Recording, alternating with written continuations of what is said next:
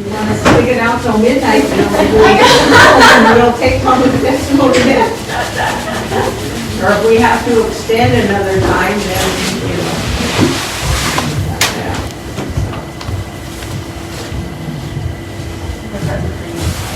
Public testimony that they're going to read is over there underneath.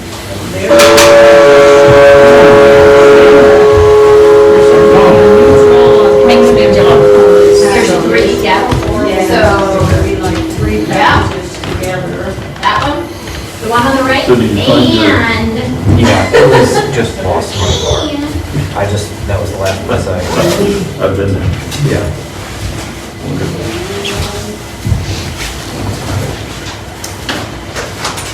Dwight's basketball, I tell you. you consider the light. Thank you all for joining us here tonight. They are going to begin reading all of the emails that have been sent in for testimony for the mask mandate that is trying to be installed here in Palmer, Alaska. This goes against every emergency power that they legally do not have to be able to do something like this. Don't forget. Thank you for joining us. Order. And is everybody now on, or do we need to give somebody time?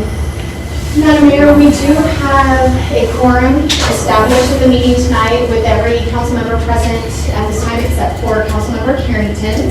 Okay. I do expect that he will be joining us this evening, Okay. but he isn't on right now. So we do have 6 members present, a quorum is established. Okay, all right. Okay, so, do we need to do a verbal roll call for the minutes? Sure. Yeah. Yep, for audio, that's great. Councilmember Jill Valerius. Present. Councilmember Brian Daniels. Councilmember Carrington is the one I established is not here. Councilmember Best. Here. Councilmember Julie Burbrick. Here. Deputy Mayor Combs. Here. Mayor Edith Reese. Yes. Here. That's 6. So, ready, everyone would stand, please. Pledge, please. To the flag of the United States of America and to the republic for which it stands, one nation, under God, indivisible, with liberty and justice for all. Okay, so, I need to approve the agenda because it was approved a week ago, right? Yeah. So, the floor is yours, ladies. Very well. Moving first. Okay, so I do want to note that as it was announced at the meeting last week, we did start reading some of the testimony. We read the neutral that was received at that time. I did receive one more, so I'm going to start with that one. It is a Chamber of Commerce. When I categorized these as neutral, it was just more of a, I couldn't identify fast enough to put a microphone over it, but so it's the Chamber of Commerce. Good evening, Good evening, Madam Mayor and council members. Thank you for calling an emergency meeting to discuss this issue of a mask mandate inside city limits. This has been something on the minds of business owners, residents of the city, and citizens of the greater Palmer area. Issues of this nature are never fun to discuss, but this is a true lesson in democracy, and we appreciate you taking the time to consider all sides. The Chamber of Commerce exists to listen to and support businesses in our community and coordinate community events that bring visitors and citizens into town to support our local economy. I'd like to start out by commending our local businesses in Palmer. They have adapted, pivoted, and shifted the way they conduct business. When the shutdown happened in March, many of them didn't have an online presence, but now they do. Some have required masks for months. Some are limited capacity and creating more space for the remaining tables for patrons. Most are offering curbside pickup, delivery, or other options for business. Some are offering private shopping appointments to those who are not comfortable with other options. They are doing what they can to keep their employees and patrons safe. We are continually impressed by the ingenuity and creativity of our business owners. The Greater Palmer Chamber of Commerce is not taking a stance on Ordinance 20-016 at this time, as we do not have a clear idea of where the majority of our businesses, chamber members or not, stand on this issue. We wanted to send in our thoughts for consideration by the City Council because we are concerned about how the ordinance is written. These thoughts are a mixture of our own and of business owners that we have spoken with about the proposed ordinance. Our main concern is enforcement. Section 2, item 5 states, businesses and building owners shall deny admittance to any individual who fails to comply with this order and shall require or compel removal of such individuals from the premises. Many of our small businesses in Palmer are staffed by 1 to 2 people. If a business has a patron that refuses to don a face covering, the owner or employee may be the only person in the business, and if the patron becomes irate or more inhospitable, they may have a hard time managing multiple patrons. We believe this puts undue stress and pressure on our small businesses during an already challenging time. Section 2, item 6 states, the city reserves the right to use all available enforcement options to ensure compliance with this ordinance. This is vague and has put several business owners on edge. This ordinance has a blanket effect. The state of Alaska has shared that the virus is spreading indoors in poorly ventilated areas where social distancing is not possible or is not enforced. It is spreading primarily in bars, restaurants, and other congregate settings. Our retail shops throughout town do not fall into this category. There are maybe 5 or 6 days per year that the retail shops have more than 10 to 20 people in them at any given time. On any given day, especially this time of year, there may not be that many people that pass through the doors all day. We suggest different consideration for portions of the ordinance if passed for retail versus hospitality industry businesses. We are heading into the traditionally busy season for our local shops, eateries, and drinking establishments, and we are hopeful that this year will be no different. I know this is a divisive issue, and it will be a difficult choice for the city council. I'm sure that if we could put together a committee of business owners and city officials, we could find common ground. It is. Please note that Councilmember Carrington joined the meeting at 5:05 p.m. I'm sure that if we could put together a committee of business owners and city officials, we could find common ground that is good for business, but also keeps the health and safety of the community in mind. The GPCC would love to have the opportunity to help develop citywide measures that keep our economy moving and our citizens and residents healthy. Our business owners have made great strides this year to adapt while balancing the needs of public health and safety against their livelihoods. And the GPCC feels that if an ordinance like this goes into effect, business owners deserve a clear plan for support from the city of Palmer. Thank you for your consideration and your public service. English Man, Executive Director of Palmer Chamber of Commerce.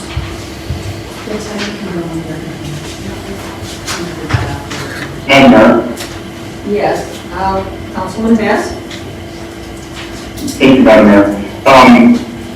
If you don't mind, could we get a little clarification? So the published agenda was that there would be a call to order, a roll call, pledge of allegiance, approval of the agenda, audience participation, and the public hearing. Madam Mayor. Yeah. No, the published agenda stated that we would go right into public testimony. After establishing a quorum, the meeting would go into public hearing and reading testimony. I'm looking at our webpage right now, this evening. That's what this one does say.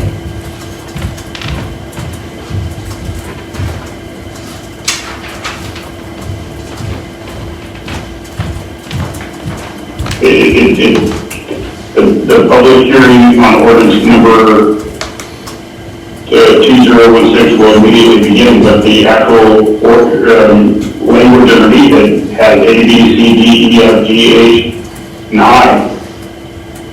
Correct. Which indicates that it will have, I mean, it's very confusing. Well, that's how I read, once a quorum is established, public hearing on ordinance number 20-016 will immediately begin. I know that my communication with the public has also been that we would go right into written testimony. So, wishes of the council. No, we did have one person here, but I believe she has left. So we are going to have open for audience participation. Okay, well, I mean, I'm just doing this by phone, so I can't see the chamber, so that's why I raised the question, because I didn't know if there was anybody there. Yeah, it may be. So, I mean, if there's nobody there, then it says if we went through the opening and closing. The council can see that the chamber is empty. Just maybe change. Okay. Don't you do it on the sheet? so that the council members can see. Madam Mayor, we could also tune into the YouTube streaming to look at that as well. I don't know how much do they get the four corners and things Which, like Richard that. can't see that, Councilmember Best can't see that? Okay. Right, and either can Councilman Carrington, so, Yeah. yeah. So what is the wishes of the council? Do you want to allow for audience participation? And we did do the pledge and the approval of the agenda. We did do the privilege, and after the pledge, we went right into reading. Right. Yeah. So, Madam Mayor. yes, Councilman, yes, go ahead. My only concern was that we were not allowing somebody who might have showed up, and so as long as the chamber is clear and we were fine, and we're already moved on to the reading of these, I'm fine with that. Okay, we did have one person, and she asked, and I stated that we were going to go directly into, and that was before the meeting started, because she asked where there was a place to sign in, and we didn't have that sign-in sheet, so, and she has since left, or she went to the registry. And you did offer for her to stay in case the council changed their mind to allow testimony as well. Right.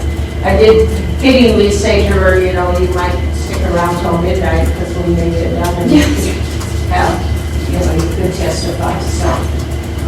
We do that, and I do not know the lady that's anybody, so we can reach out to her. I don't know if we're okay, so the council okay for the clerk then to go ahead and, Yeah, thank you, Chief. okay, so we were good. Karina Atkins. I am the Health and Social Services Director and Indian Child Welfare Program Manager for Chickaloon Native Village. The city of Palmer lies within the Chickaloon Village service area, and as such, I work with many families in the Palmer and Sutton region. As a frontline worker, COVID-19 has created significant challenges in my ability and my department's ability to work with clients and elders who require services that are only able to be provided in person. It is my greatest honor to serve our elders, those who hold and pass down vital knowledge and teachings to future generations. Our elders are most vulnerable to this rampant disease, and it truly takes a village to protect, support, and ensure their continued physical, emotional, and spiritual health and well-being. Throughout the pandemic, my staff and I have continued to provide ongoing support to our elders, tribal citizens, and community members. Now more than ever, our services are vital to those who most need them. Our work helps to prevent unnecessary exposure of elders to COVID-19 as we help with their shopping, transportation needs, etc. If we get sick, who will provide this assistance? Last week, the Centers for Disease Control reminded the public that masks slow the spread of COVID-19. They reminded the public that masks protect not only the wearer, but those who may come in close proximity of the wearer. The governor has requested and strongly urged the use of protective face shields and masks. Alaska is experiencing a surge in COVID-19 cases. We should all take a minute to step aside from our personal and political beliefs to do our parts and lessen the burden on our healthcare workers and those most vulnerable to this disease. Again, I ask, if our frontline workers get sick, who will be the ones to step up and care for those most vulnerable to this disease? The Palmer City Council? As a healthcare worker and a person who regularly works, shops in, and cares for Palmer residents, I strongly urge the Palmer City Council to consider a mask mandate to help slow and curb the spread of COVID-19. Karina Atkins. Zoe Fuller. Hi there. To the Palmer City Council, I am writing to you in support of the proposed mask mandate. I am a local business owner. I run a farm with the farm stand, and I am an active community member. I was startled to see that there were 0 ICU beds available at the Matsu Regional Hospital recently. Wearing a mask is a simple thing to do that promote the common good and protect those most vulnerable in our communities. A mask mandate is good for business. This past summer, I hesitated to run my farm stand in the way that I had planned. I knew I didn't have control over who would come up to my farm stand unmasked and potentially get me or my immune-compromised loved one sick. I ended up reselling vegetables with an online system, which worked out okay, but also had some problems. This coming summer, I could drive my vegetables to Anchorage, where there are farmers markets with mask mandates, or I could sell in Palmer. But the culture of anti-masking is one more reason I would hesitate to do so. Please support the health, wellness, and local economy of Palmer by passing a mask mandate. So forward. Janelle Gagnon. Dear Mayor DeVries, Deputy Mayor Combs, Palmer City Council members, and City Manager Musi, I am writing to support the emergency ordinance number 20-016 to enact a mask mandate for the City of Palmer. I know that you all will undoubtedly receive a deluge of testimony both in support and not in support, so I will be brief. Our Valley students, grades 3 through 12, and all school staff, including administrative leadership, are required to wear a mask the entire duration of the school day, save for intermittent mask breaks when they must be socially distant from one another, and most often do this outside or when they are eating lunch. If our children can do this the entire day to keep their fellow school community members safe, surely the adults can rise to the occasion and act in accordance. Infections are rising in our school populations, and contact tracing reveals the initial infection in students is not happening within the school. It's happening out in the community. It is hypocritical and sends a message of not caring, of do as I say and not as I do to our children. For those who are adamant about not wearing a mask, I would plead with you also to not enter establishments that very clearly state with signage and employees who are masked that masks are required. If we care about our small business owners, then we will treat them with the respect they deserve. Palmer City Council, you can help our small business owners by first setting an example with consistent mask wearing and by passing this ordinance that will take the onus off business owner who are trying to diligently to serve our community's commerce needs while also endeavoring to be team players and keep their shoppers safe.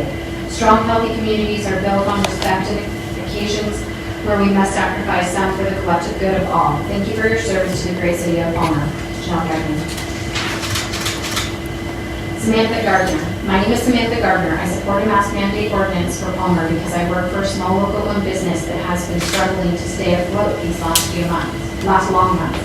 The only way to keep us, and many others like us, open is to slow the community spread of COVID-19. So many people would suffer drastically if we were to have to endure another shutdown like we had in the spring.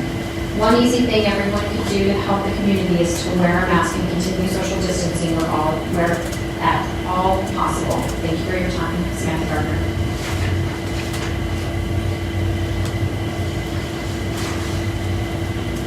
Rachel Gurnett. Dear Mayor DeVries and Palmer City Council members, I am writing to ask you to vote yes on emergency ordinance 20-016 to address the dire COVID situation and community spread. While I live outside the city limits in Springer System, I come to Palmer daily and consider myself part of Palmer. I work in Palmer, shop in Palmer, both large and small businesses. I recreate in Palmer, eat in Palmer restaurants, participate in most Palmer celebrations, parades, and events. My oldest child works in Palmer, and pre-COVID routinely visiting the Palmer Library. Over 90% of the time when I do something in the Valley, it is in Palmer. I am not a medical provider, so I will not attempt to be an expert on the statistics, but I am well-read and do follow the mainstream news.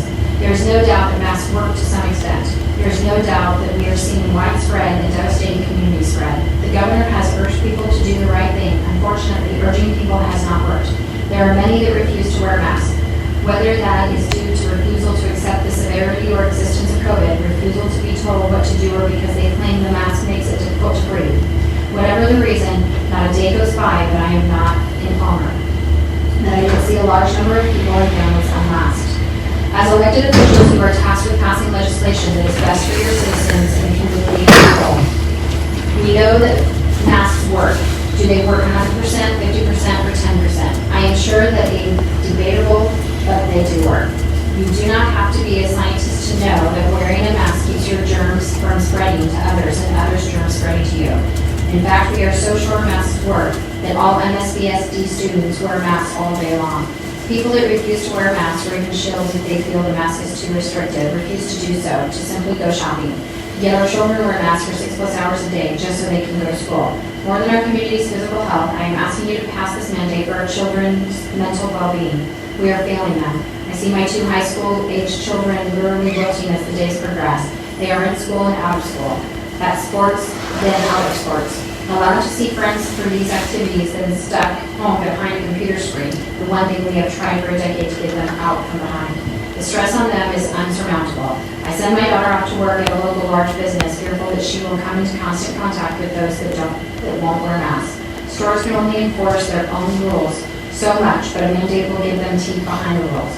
My children are old enough to wonder why adults are not following the rules. They consistently ask, why won't people wear masks to help others, and why won't those in charge require it? They are sad, they are lonely, and we are failing them. The main opposition to this mandate seems to be that the government can't tell us what to do. This is simply wrong. As an attorney, I work every day with the rules and regulations set forth by the state and municipalities that set forth the laws, aka mandates, that we must follow. To counter anyone that says the government cannot dictate your decision, we look no further. Gigi, I support the mask mandate. Please have everyone do their part to cover up and get this COVID out of Alaska. Thank you, Gigi. Pamela Giuliano. Hello, as a concerned, conscientious member of the Palmer community, I am writing this email in support of the proposed mask mandate. My background is healthcare and medicine, and I know enough to understand we all need to do our part to protect public health. Personal liberty ends where public health risk begins. I have multiple predisposing factors that could place me at greater risk if I caught COVID. I'm only but one of many. It is unconscionable that some people think it's their right to run around doing whatever they feel like doing without paying any attention to the consequences of their actions. It's clear that for them, personal liberties are more important than the health of their fellow humans. This is dangerous thinking that will harm the community if it continues unabated. The Palmer community will send the wrong message to its citizens if the mask mandate fails to pass. And last, due to my background in both healthcare and medicine, I am very aware of the tenuous situation of our healthcare facilities here on the last frontier. It wouldn't take much to overwhelm the system, rendering essential medical care impossible for those sickened by the virus or any other medical condition. The sequelae would be disastrous. Please pass the mask mandate. Pamela Giuliano.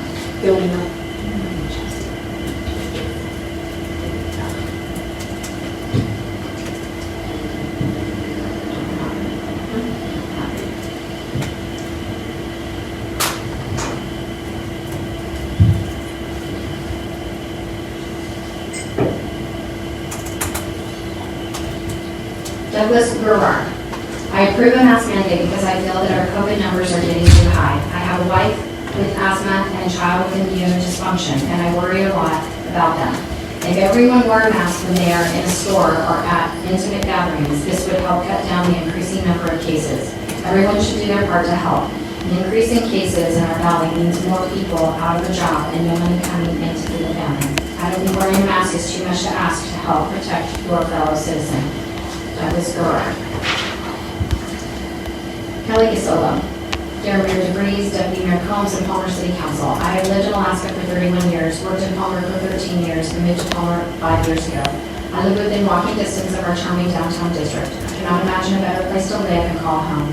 But I am concerned for our community, our immune-compromised citizens, our locally owned eateries, our small business, and our emergency responders. COVID-19 is not slowing down and is spreading faster every day. I urge you, the leaders of our community, to pass a mask mandate to help slow the spread in our town. Our governor has asked Alaskans to sacrifice these next 3 weeks. I am asking you to do the same and legislate a mask mandate for the city of Palmer. Thank you for taking the time to read my letter in reference to emergency ordinance number 20-016, Kelly Gasola. Patty Gonski. Totally agree and applaud the Deputy Mayor of Palmer in mandating the wearing of masks. I still cannot believe there are many individuals who do not believe this epidemic is real and continue to disregard the mandates that are put there for a reason. To stop the spread of COVID-19, when the mandates were passed in Anchorage months ago, numbers decreased significantly. The exact same with Palmer. If people use common sense, we shouldn't even have to be mandated to follow the advice of a specialist. What are you teaching you children? Follow the rules only when you feel like it, and not if you have to work at it a little bit. This is ridiculous, selfish, and dangerous. 3 simple rules: mask, distance, and wash hands. How to focus on. Patty Gonski. Michelle Gassman. I am writing to you today to offer my full support for the mask mandate that is on your agenda during the special city council meeting this evening. I love the city of Palmer, having lived in the greater Palmer area and calling it home for almost 29 years. Palmer's strength lies in the fact that it is a diverse and thriving community where residents continuously step up to support local businesses and neighbors typically look out for neighbors. However, as of late, it appears that our little community is starting to have a hard time taking care of itself as the COVID-19 virus continues to spread throughout our home schools and other public spaces.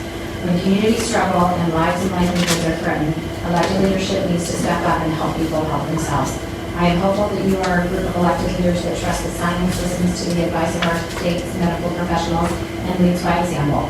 Wearing a mask is a simple gesture that we can all do to curtail the spread of this potentially debilitating virus and ensure that our residents remain healthy and our business, schools, and other public spaces remain open.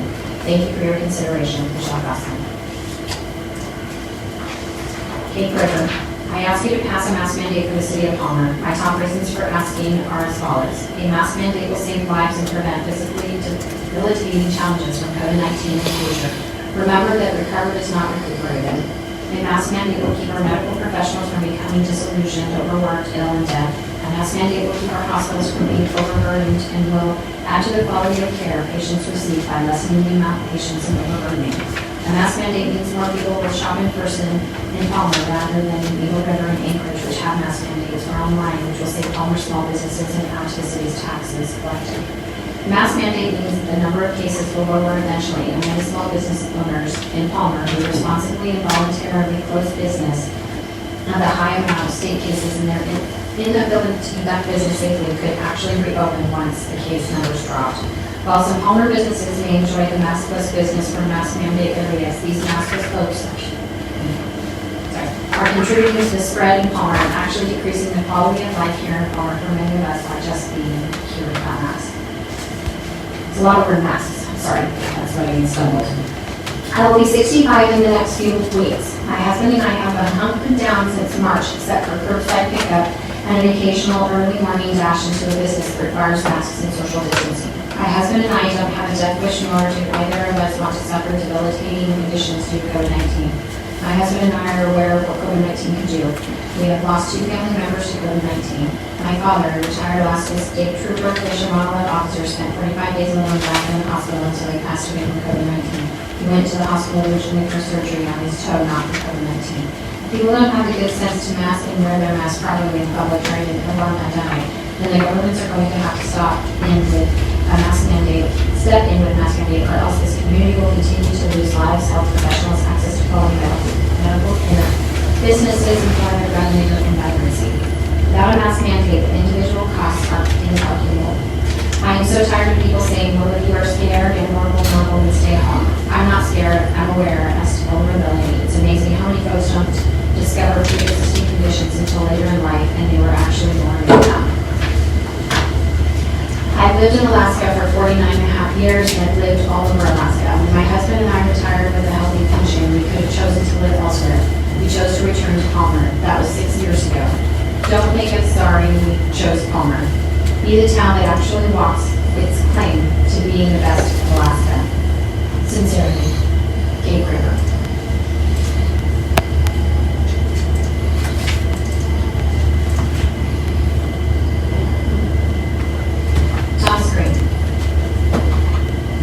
A debate has arisen over the issue of wearing a face mask in public because a political right wing in this country has taken a public health crisis and turned it into a personal liberty issue. That nonsensical response has led to hundreds of thousands of Americans killed by coronavirus, hundreds of thousands more who survived the infection, left with permanent organ damage. To be sure, mask wearing slows the spread of the coronavirus. All credible evidence supports that statement. No credible evidence disputes it. Masks of the type being proposed are not 100% effective against the transmission of viruses or the prevention of infection. They were not designed to be, but that is no reason to dismiss the proven effectiveness they have shown in slowing down the spread of this disease. This is a public health issue. This is about saving lives. This is about trying to contain the spread of a contagion that continues to infect at any exponential rate because of deliberative disinformation based on a political agenda and fatally selfish priorities. The personal liberties we enjoy as American citizens are in no way, shape, or form being compromised by being ordered to wear a mask. None of the freedoms spelled out in the U.S. Constitution or Bill of Rights are being infringed. We would have all the same rights with a mask mandate as we do now without one. The only difference is an additional responsibility to consider the health of our fellow Americans and act appropriately. There are a lot of public health mandates already in existence that we accept and support because it's really good and that's all. Do most motor vehicle laws infringe on our liberty as far as restraining us from doing whatever we want? Yeah, they sure do. And those laws exist to protect us from people who lack the maturity, responsibility, or conscience to act appropriately in public. This proposed mandate would also provide some protection from those who think so little of the lives of their fellow citizens. that they can't be inconvenienced by wearing a mask in public. The so-called patriots in this country like to flaunt their guns and brag about being willing to kill and die for this country. But wearing a mask for this country, doing something to actually protect America, well, that's just too much to ask. The people without the brains or the heart to act appropriately in public are the reason why laws, rules, and mandates are created in the first place. This is just another way to allow them to live in society without threatening the health and safety of the rest of us. On the screen.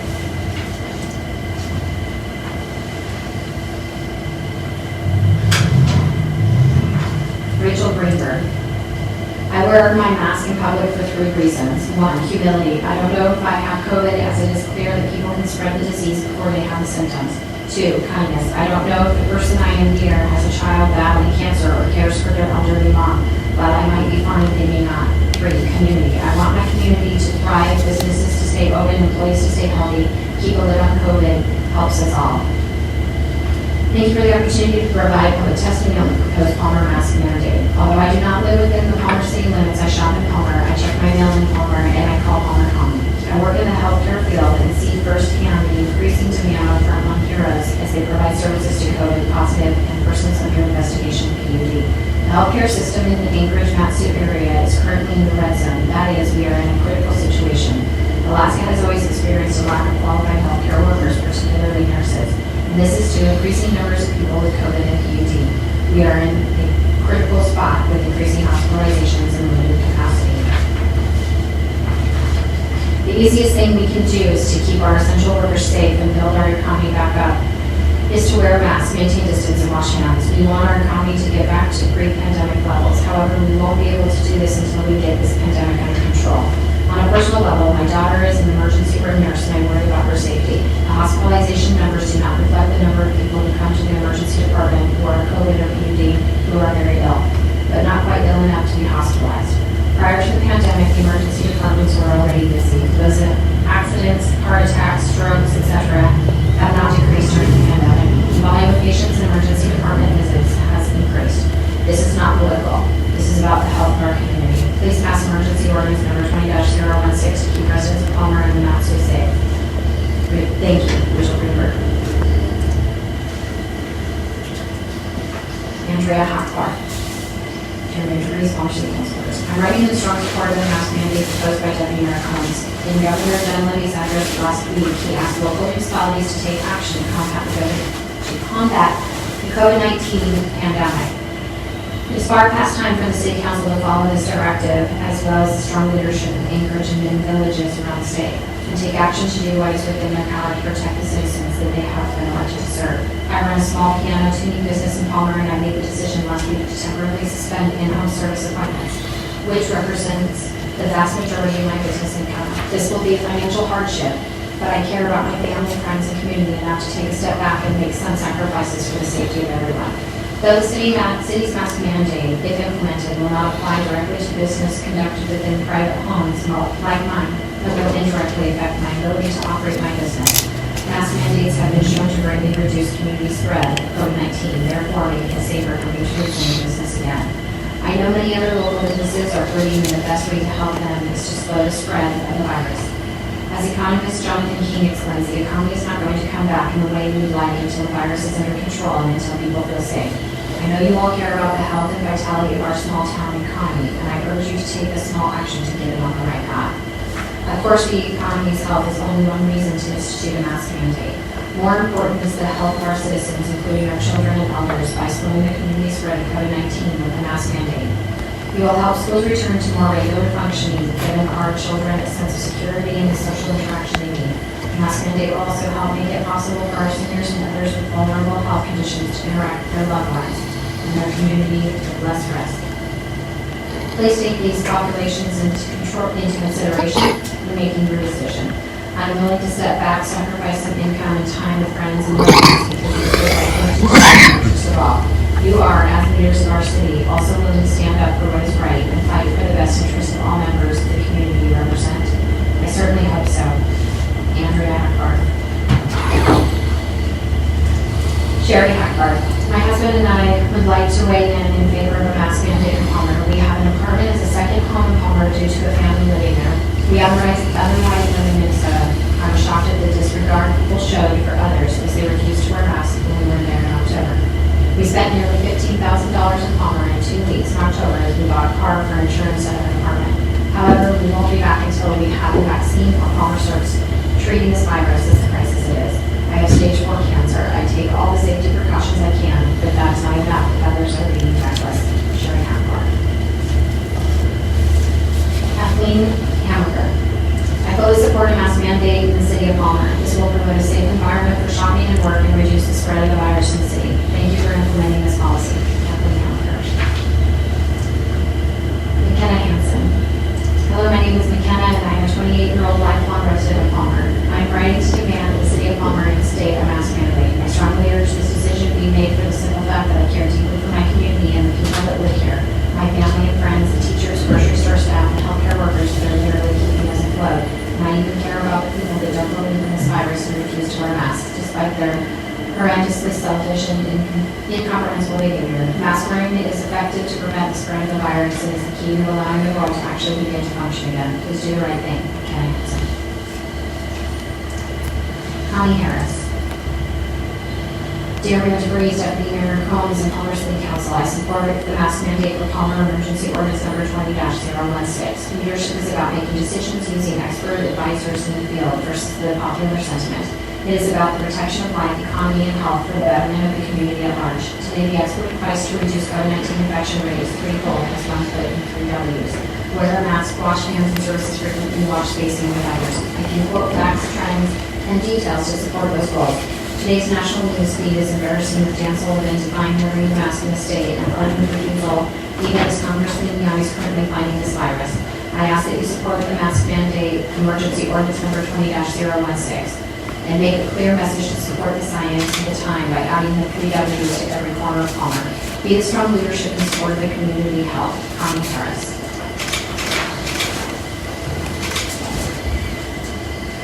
Daniel Harder.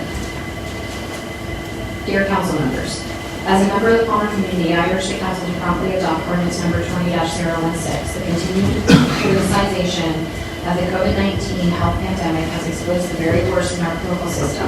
At risk is trust in our public institutions. As elected representatives, Palmer City Council members have an obligation to help build and restore public trust. Do not take this responsibility lightly. It is incumbent upon you to act in a manner that demonstrates your duty to ensure that health and public safety are the highest priority.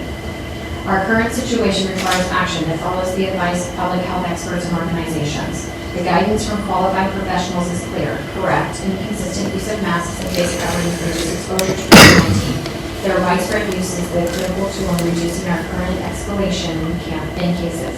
The use of such items in public places must be mandatory and not left up to individual choice.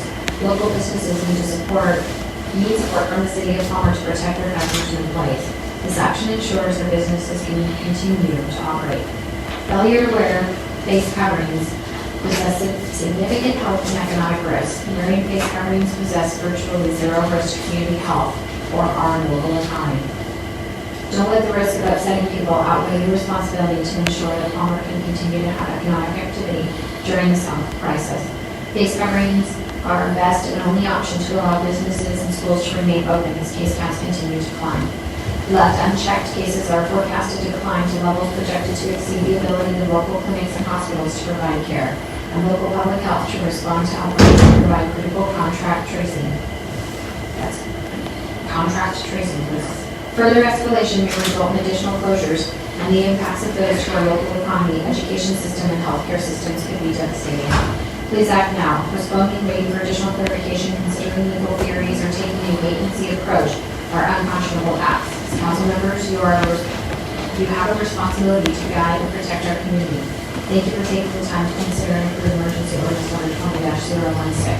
Sincerely, Danielle Archer.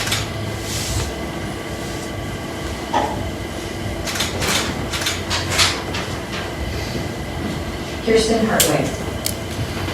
To my fellow Palmer residents and esteemed council members, I just learned today that one of my dear friends in Anchorage lost his mother to COVID. I do not want Palmer to become a tiny Anchorage. I work as an RN at AMMC, and I've already seen enough fear and loss caused by COVID-19. I do not wish for everybody to lose somebody they love before taking this virus seriously. We must protect our mothers, fathers, grandparents, and anybody we hold dear in this town. This is not about personal liberties or politics. We are at war together against a deadly virus. We need to stand together, and if that requires a mask mandate, we should embrace that as we would anything that would help us win the war. We need to stop blaming each other and defending ourselves. We need to be united in our response. Please help defend our community that we all love and support whatever means necessary to contain the virus, with much respect and concern for all of Palmer. Kirsten Hartford.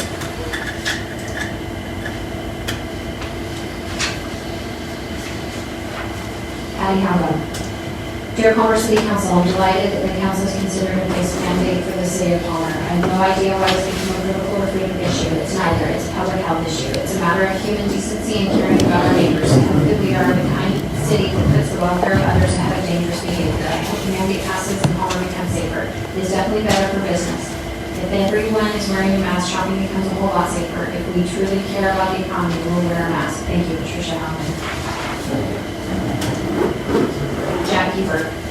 I'm writing in strong support of a mandate requiring mask wearing in Palmer until this pandemic is under control. I bought a home in Palmer for my retirement, consider that this house is my primary residence, so I do spend a week a month in Fairbanks.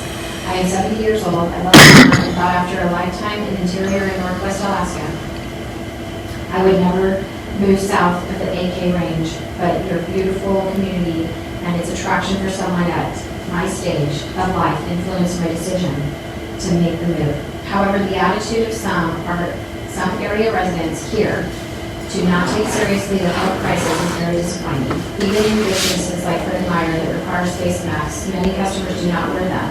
More concerning are people from Anchorage traveling to restaurants and events in Palmer because there is no mandate for masks. This is a very real threat to the health of the community. I urge you to mandate masks until the situation improves. Thank you. Jackie Lynn.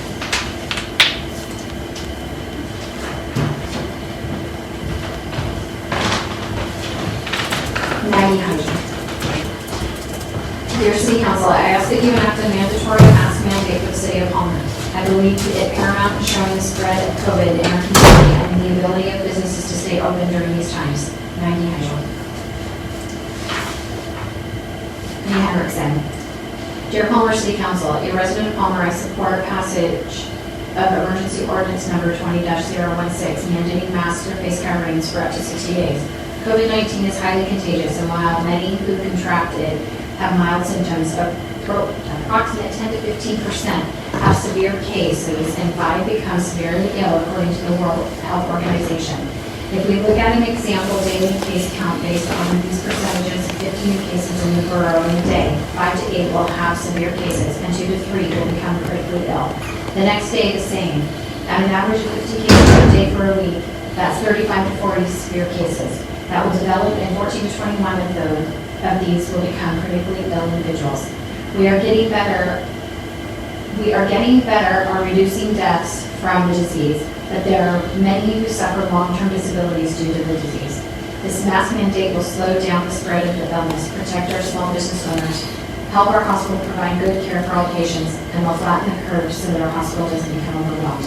Thank you for your thoughtful response to this health emergency. There is a link in this email that she's provided. Lee Harrison.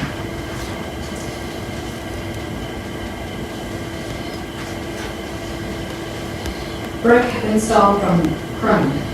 Dear Mayor DeVries, Deputy Mayor Collins, and Palmer City Council, I am having trouble understanding why being required to wear a mask into a business establishment is such a big deal. I have no problem with the business owner requiring me to behave in a safe manner on their premises. I have no problem using sanitizer if they want me to. If it keeps us all safe and keeps their business open and they can pay their bills, it's the least I can do to support them. Contract tracing and testing should be done too. Ordinance 20-016 mandatory face mask sounds like a good start. I know my parents sacrificed a lot for their country during World War II. What we are asking here today is nothing compared to food, gas, clothing, and other rationing that was required by my parents. Wearing a mask is utterly reasonable, shown to be effective, and can help our hospitals and healthcare workers safe and in tip-top shape to take care of me if I break a leg skiing. I want my neighbors to be able to get care if they get hurt, snow machine, ice fishing, skiing, flooding, had a heart attack shoveling snow, or get appendicitis after eating my Thanksgiving dinner on Zoom. That won't happen if the docs and nurses are out sick, the ICU is full, or they run out of beds at the local hospital because you didn't get your flu shot or bother to wear a simple mask properly. To politicize our health and well-being and not do the right thing is dishonest and dangerous to our community. I want to feel safe if I need to buy groceries, pick up some stored fluid, start the dozer, and plow. To pick up our holiday boxes at the post office and to support our local businesses. I want them to be safe too. I don't want to have to shop online or drive to Anchorage to spend my dollars when they do mandate masks. I'd rather shop local and support my community. If it's not hard to do, it's not a political stance. It's the neighborly thing to do for your community. Pass this ordinance 20-016, mandatory face masks, and let your community thrive in safety. Thank you for Kevin Stahl from that.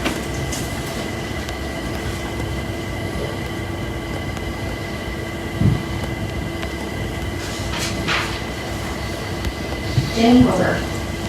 Dear Palmer City Council members and Mayor DeVries, I live outside of Palmer City limits near Colony Middle and high schools. I am in full support of the citywide mask mandate for two reasons. First, it's good for business. The local retailers that have implemented mask protocols have gotten my business because I like knowing that they take the health and safety of their staff and customers seriously.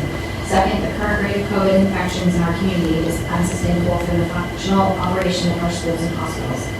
If the rate of COVID infection continues on this current trajectory, schools will not be able to keep up with contact tracing. Through the timely contact tracing, thorough and timely contact tracing is critical to keeping our schools open. If the rate of COVID infections continues, our hospital will run out of ICU beds and medical staff to care for our sick community members. I urge you to adopt a mask mandate for the city of Palmer. Thank you, Jenny Holder. No, Taylor. Thank you, ma'am.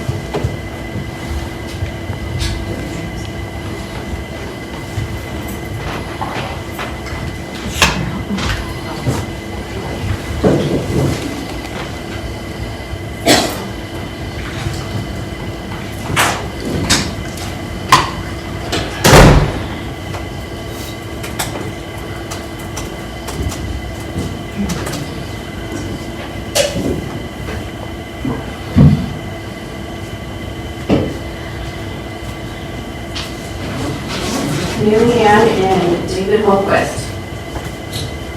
Mayor and city council members, we are writing in support of the mask mandate in Palmer. We choose to do a business in Palmer because we see more people wearing masks here than other places. We support protecting the community, the people in our community. Mary Ann and David Holquist. Karen Hawk. I work in a dental office and am at risk of COVID exposure every single patient and result exposing future patients. I would seek to find dental health with delayed treatment, but unless everyone works at limiting the spread of COVID now, we will be shutting our doors. Masks are common sense public safety law that should be local, state, and nationwide. Healthcare workers are leaving the workforce in droves due to public negligence. Karen Hawk. Rachel House, to City Clerk, Council, and Mayor. I'm a resident of the city of Palmer and would like to state public record that I believe a citywide. I'm sorry to interrupt. I'm trying to follow along on this PDF, and it does look like she skipped a couple, or we went from, I'm not sure that Norma finished Jennifer Hoadley, and then skipped over Jenny Hager and Marianne Holmquist, and went to Karen Hawk. Or is my PDF not in the order you have? It's hard to hear, I'm sorry, so I'm trying to read it. Jenny Hoger? Are you questioning if we read Jenny Hoger? I heard you read Jenny Hoger. We read Jenny Hoger, and then Marianne Holmquist is where we transferred to? I don't give a darn. Okay. Yeah, Okay, Holmquist was sorry about Holmquist that. I'm was- going to make sure that. And then Karen Hawk. Sorry, Dawn. Yeah, she just read Karen Hawk. So you're reading Okay. Karen Hawk. Okay. Okay. Yeah, so she was in the middle of reading Karen Hawk, yes? Or were you done? I was in the middle of reading. Rachel House. Rachel Okay. House, yeah. Thank you. Okay. Rachel House, to the city clerk, council, and mayor. I'm a resident of the city of Palmer, would like to state in public record that I believe the citywide mask mandate has proven to be necessary to continue to keep our numbers in Palmer low. Thank you, Rachel House. Ruth Colbert. Dear Palmer City Council, I strongly support requiring masks during this pandemic for the health of Palmer and its businesses. We must follow the scientific consensus. This is a deadly virus with a long incubation period, easily spread by the breath of people who don't know they have it. Universal mask wearing will slow transmission enough to get this blaze down to a smolder unless we get a vaccine next year and can put the fire out. After months of half-followed pandemic protocols, we still have a big chunk of the public gathering maskless and keeping the virus spreading, undermining the efforts of the rest of us. We won't get our economy back until we banish the cloud of plague hanging over us. And it's shopping in Palmer like normal, but not enough to risk catching a virus that could kill my parents. I walked past Wednesday last week and wanted to go in, but I didn't know how many unmasked people had been through the Colossi building that day. And it wasn't worth the risk, long-term lung damage, to look at socks. I shopped at Fireside non-essentials because they require masks, so my risk there is much lower. Most stuff I can wait until sometime next year. But can our town's small businesses wait that long? We all want our normal lives back, but normal isn't an option this year. We can at least do what will allow us to still have a holiday retail season without making people sick. I've heard anti-maskers squawk that it is unprecedented to place public health restrictions on healthy people. We forget our own history. In mid-July of 1935, several college children came down with scarlatina. Overnight, the people of Palmer converted a meeting hall into a makeshift hospital. Everyone knew speedy cooperation was necessary to contain the outbreak. On August 15, 1935, columnist Margaret Miller wrote in a letter, due to the prolonged quarantine on all children of Colony, no children's meetings are being held, and forage leaders are taking this way in anchor-making contests to keep children busy. There are still occasional cases of scarlatina, not many. By September, the quarantine lifted and children could visit 2 camps again. In January, the colony faced a new threat, smallpox. On January 14, 1936, Margaret wrote, papers, no doubt, are full of the news of our smallpox quarantine up here. There are no new cases since Sunday, and 3 cases are men of the working crews from one of the bunk houses and not likely to ever come in contact with us. The quarantine is merely precautionary, so there won't be an epidemic. The vacation resulting is giving us a good chance to get work done on the house. An epidemic would have overrun Palmer's tiny hospital. Quarantine instructions went out over the radio. People listened, and the outbreak didn't spread. By February, the community was able to gather for the first big dance in the new school building.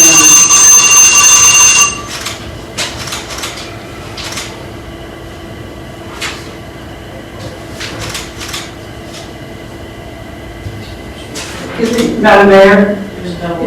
in a case like this, where there's like 2 more sentences, should we finish the sentence? Because we have been allowing people to finish their statements when they're speaking to us by up to almost a minute. So those last 3 lines, is that? Yeah, it was only, still has long something, like, Okay. we have a lot of people who do that. Okay. Thank you. So if you finish that, so long as we can control this virus with masks, I'm going to read those 3 lines again, even though she went over there.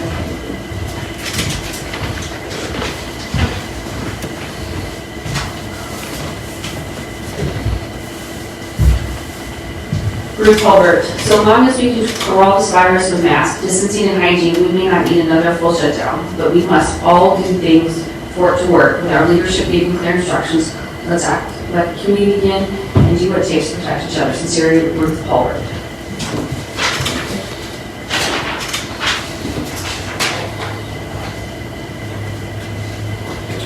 Liz Jackson. Thank you so very much for this resolution. It only makes good sense to do what we can to stop the spread of germs during this time of immense pressure and stress on our community, especially our healthcare facilities and providers. This is not an infringement of basic freedoms such as life, liberty, and the pursuit of happiness. but rather a short-term measure to allow us more quickly return to whatever we wish to put on our faces. Until this pandemic is under control, we must forego a few times readings for the good of all. I urge you to provide a unanimous yes vote to this ordinance in compliance and respect for requests from healthcare providers and our governor. Stand tall and stand together to defeat this virus as quickly as possible. Liz Jackson.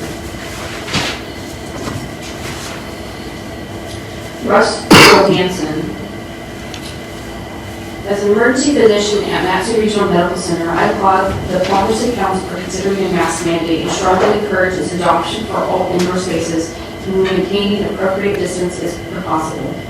It is not debatable what wearing a mask limits the spread of respiratory droplets. Ask anyone who's ever worked in an operating room. More specifically, recent evidence has shown countries or counties in Kansas and Tennessee that enact mask mandates have fewer new cases and fewer hospitalizations in neighboring counties without the mandate. Physicians constantly weigh the risk and benefits of interventions. When it comes to masks, there is a possible benefit and there is no risk at all. Nor should I mention, are there any valid medical exemptions? I recognize that the areas surrounding Palmer are unlikely to change their course, but Palmer can make the right choice. The choice based on science, fact, and sound public policy. We have fallen so very far from passing on what your country can do for you. Please ask our citizens to do bare minimum for the town and country. Thank you, Russ Johansson. Sarah Johansson. Dear Palmer City Council, I'm writing to express my support for the proposed local mask mandate. I write to you as someone who frequently visits the city of Palmer to support local businesses, as an experienced acute care nurse practitioner in critical care, surgery, and forensic nursing, and as the wife of an emergency medicine physician at Matson Regional Medical Center. It is disheartening that wearing a mask in the setting of a serious viral pandemic with no droplet and aerosol spread has become so politically polarizing. The virus, however, doesn't care who votes blue or red or anything else, and the science is clear. Masks work. We know there is probably some protective benefits to the wearer of a mask, but that the primary personal risk reduction comes from when those closer around you wear a mask to prevent the unknowing spread from them to you during regular activities like breathing and talking. My mask protects you, your mask protects me. As they say, thank you for helping to keep our community safe, our local businesses open, and for supporting our efforts on the front line. Sarah Johansson. Barbara Johnson. Dear Palmer City Council and Palmer residents, I want to speak in favor of a mask mandate. I firmly believe we can address the public health crisis if we all wear a mask in indoor places or outside if we can't keep 6 feet apart. I understand that some citizens want to be able to wear their own choice and be independent. They think they are exercising freedom by choosing to not wear a mask. I remind us folks that when in public, we are actually interdependent and already submit some simple social rules for the sake of society as a whole. For example, we all agree to wear clothing in public. We all agree in America to drive on the right side of the road. If we don't, we may have accidents, pain, and chaos. One may still choose to be naked in their own home or drive where they want on their own property. Health experts tell us that wearing masks, keeping a social distance, limiting our group, and washing our hands will save lives. These are simple actions that are easy to do, as wearing clothes or driving on the right side or right hand of the road. Folks can think of it as a new fashion statement that won't last forever, and they can still go without a mask in their home. Respectfully, Barbara Johnson.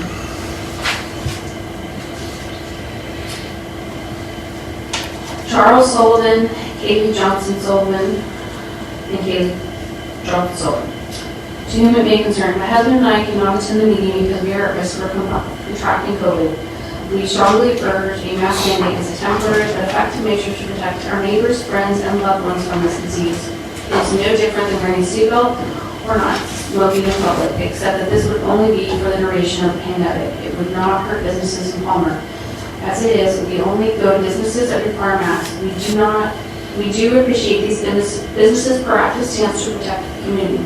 We strongly feel a public mask mandate would level the playing field and not put businesses in the position of making a political statement regarding this issue. This is not a political issue, it is a public health issue. With thanks for your consideration, Charles Sullivan and Kaylee Johnson Sullivan. Paula Jones, please mandate masking in our town. I live here and work in Anchorage. I feel safer in Anchorage right now because as a city, masking happens. Thank you, Paula Jones. Kate Jordan, as the virus continues to spread through Alaska at an ever-increasing rate, it is imperative that we pass a mask mandate to protect ourselves and those that we interact with. None of us are naive to think that the mandate will convince anti-virus citizens that this virus is a credible threat to our community, but it just might save the same citizen or a family from the tragedy of serious health or illness, or serious illness or death. Those who work, play, and live in Palmer and the surrounding areas deserve every chance of surviving this pandemic, and wearing a mask is such a simple act of showing you care for the people around you. Please pass the mask mandate. Those who refuse to comply are choosing to put our fellow Alaskans at risk and should be reminded that in places where we congregate. Sincerely, Bruce Jordan.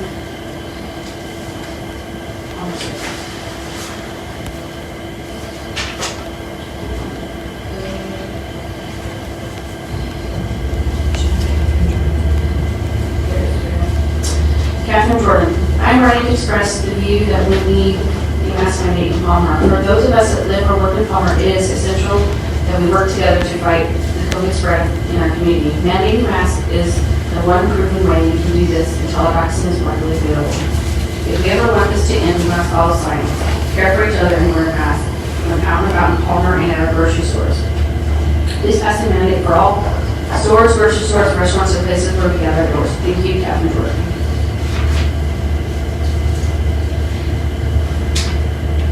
Gretchen Kim. Good evening, Palm City Council. I'm ready to show my support for a mask mandate slated to be discussed at the 11/18/20 City Council meeting. I'm a lifelong Alaskan, born in Palmer in the late 70s, and have chosen this community to be the place where I will live out the remainder of my life. I am also in the group considered high risk for COVID-19 due to an autoimmune disease. First, I would like to dispel a myth. Being a supporter of mask wearing and social distancing measures is not an act of cowardice or based in fear. It is an act of courage and bravery, coming from a place of concern, love, and respect for the health and well-being of the community as a whole, not just ourselves. It is the knowledge that our actions have a ripple effect, even on those we don't know, and wanting the best for them regardless. This unprecedented time has challenged all of us to varying degrees. Some of us are struggling with financial issues due to lost wages from unemployment or from lost business traffic. Some of us struggle from social isolation because life's normal routine has been altered so severely, no longer providing the social outlets we once had. Just going to the grocery store can be a challenge for some. Some of us have lost friends or family to this virus or from the result of it. There is no denying the impact of this pandemic has had or will have upon us all. As COVID-19 infections and hospitalizations continue to rise in Alaska, we can see that the path we have chosen to take is not working. Some folks deny the virus's existence or the fact that the mask and social distancing aid in lessening the spread. Others feel their personal liberties are being violated in various ways. Both of these claims are unfounded and unfactual. Scientific evidence proves both that this virus exists and can be mitigated by mask wearing and social distancing measures. As far as personal liberty violations, nothing that is currently recommended by the CDC is a violation of the U.S. or state of Alaska Constitution. This is a public health problem, not a political issue. A local mask mandate will only benefit the community, not cause further harm. But there may be some temporary frustrations and pains as we all adjust, the long-term effects will only benefit the entire community. And we must not forget that these measures are only temporary. This is not a matter of government overreach. First, the community spread that we are seeing at an alarming rate will decrease, easing the demand on hospitals and other frontline workers that see the worst of this. It will lessen COVID-19 cases all around in the community in long term, slow the spread, and in some cases preventing infection entirely. Second, people who are being conscious of their actions, not wanting to aid in the spread of COVID-19, will feel more comfortable moving about the community. They will frequent the businesses they have been avoiding because they didn't want to contribute to possibly spreading the virus. In turn, businesses will see more traffic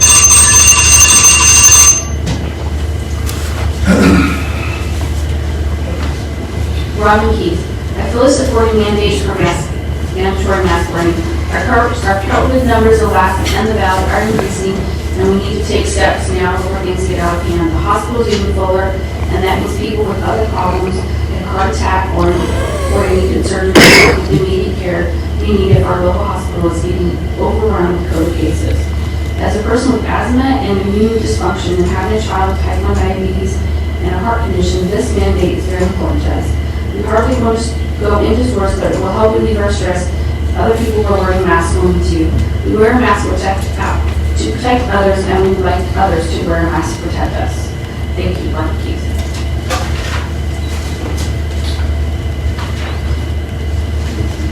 Rebecca Kelly. Hello, I'm writing in support of emergency ordinance number 20-016, asking Palmer City Council to approve a mask mandate now. I would like my testimony read into the record, and I'm unable to attend the meeting in person, as I am choosing to follow social distancing precautions and limit gathering sizes to reduce the spread of COVID. After growing up here, I have always loved Palmer and chose to return here to raise my family. One of the things I love most about Palmer is what I've received as a community that cared for each other.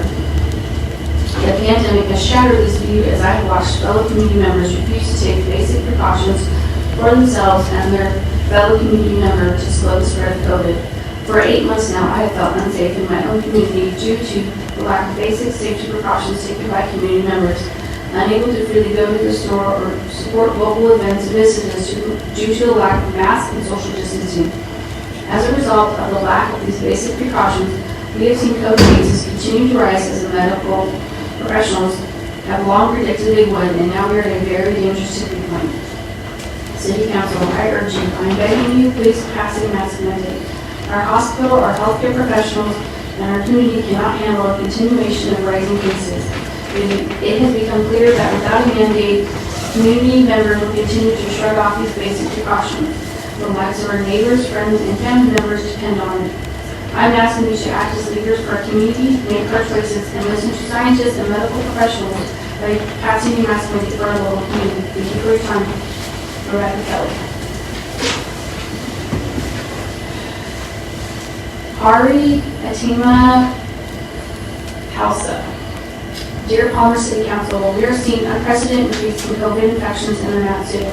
Please implement the mask mandate to protect people in Palmer and the surrounding community. Please read this statement directly. Thank you. Ari Palmer Castu.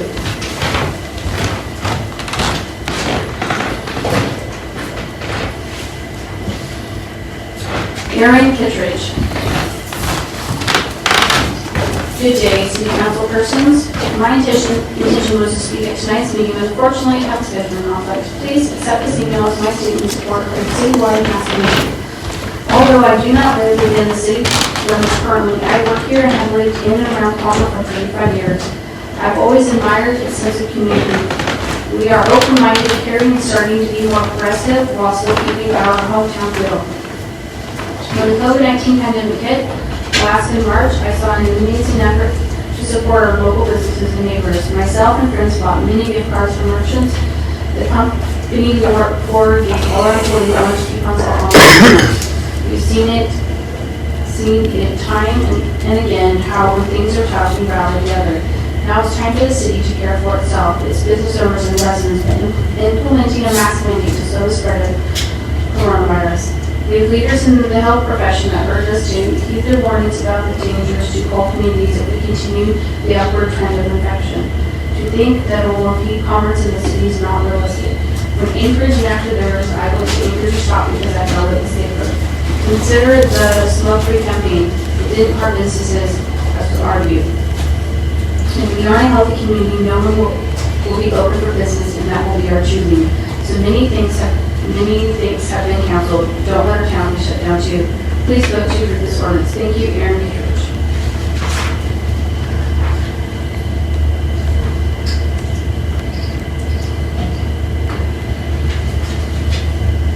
Kim Kittredge, City Council. I would like my message testimony read into public record. Though I do not reside within the city limits of Palmer, I do live and shop in Palmer. I think it is a sad state of affairs that we're discussing a mask mandate as though it is a political statement as opposed to a remedy to a nationwide health crisis. Wearing a mask is the right thing to do in public setting at this time. I will continue to do so. I will also frequent businesses that require mask wearing until being safe, not by the public health officials.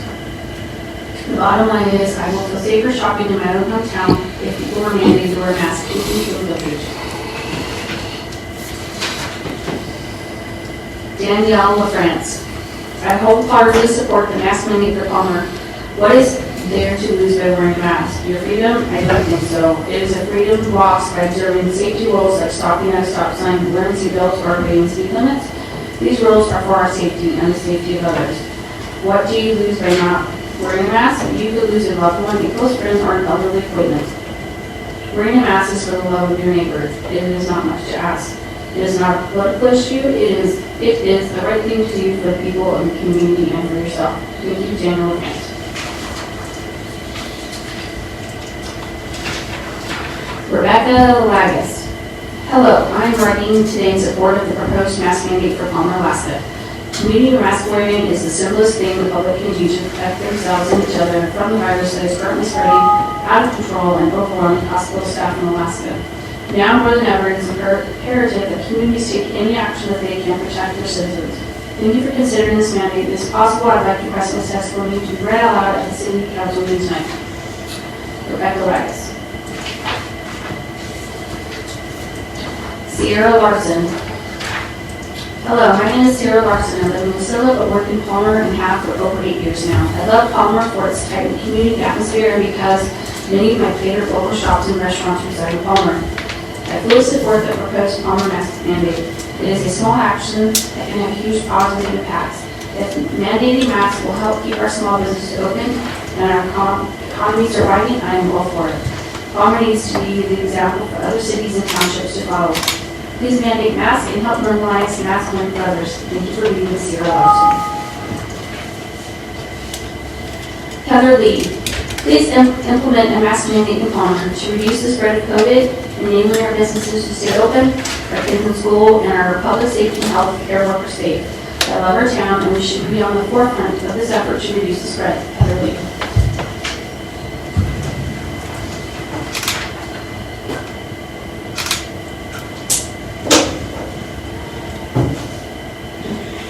April Lewis. I am writing to voice my support for the emergency mask face covering ordinance. It is unfortunate that we need something like this ordinance. Wearing a mask or face covering in light of scientific evidence that it helps prevent the spread of COVID-19 and protects people's health is not enough for everyone to already be wearing one. The governor of our state has even said it needs to be done and that it will be up to each municipality, etc., to institute their own mandates. From what I've seen out in public, stores, etc., there is not enough cooperation in taking this step to help slow spread. Hospitals and leading medical personnel have requested mandates for mask face coverings. They are seeing the spread firsthand and their concerns should be all of ours as well. Please institute a mandate for mask face coverings to help save lives. April Lewis. Kenny Linden. As a resident, consumer, and parent living in Palmer city limits, I support Ordinance 20-016 mandatory face masks. Since March 2020, my family and I have avoided businesses and establishments where masks aren't worn by staff or patrons. This has severely limited our economic choices in Palmer. There are Palmer businesses that have tried diligently to enforce their own mask rules, but without having the backing of our municipal government, they are often challenging to uphold. In 2012, Palmer led the charge for smoke-free workplaces, 6 years before the statewide Alaska smoke-free workplaces law passed. Palmer became the first smoke-free city in the Mat-Su borough. The city of Palmer again has the opportunity to set a standard that demonstrates our commitment to our citizens' health and well-being. By establishing a mask mandate, the city of Palmer is leading by example for all those who shop, live, and work in our community. I implore the City Council to support Ordinance 20-016. Thank you, Kenny Linden. Allison Little. Hello, my name is Allison Little. I'm writing in support of the Palmer mask mandate. I write as a public school teacher who is a witness to the rising cases and the toll the continuous disruption this is causing to our high school students. Keeping high schools in session is a juggling act due to unprecedented staff shortages. Our students need to be in school. The community spread is constantly interrupting the learning process. I write as a parent who has seen my daughters learn to wear their mask at school and in the community, and they wear it while they exercise. They wear a mask over 9 hours a day during the week so their school will stay open. Now they publicly advocate for wearing a mask. I write as a daughter of 2 seniors who've been active members of this community since 1975. However, they hesitate to run the most basic of errands due to the fact that the Palmer community refuses to protect each other with the simple measure of wearing a mask. They are isolated and cut off from their community. I have seen that our youth are willing and able to wear a mask 8 hours a day to go to school and play sports. They are compliant and respectful. Let us learn from the younger generation. It is time that the community and their parents follow suit. Thank you for your time, Allison Little.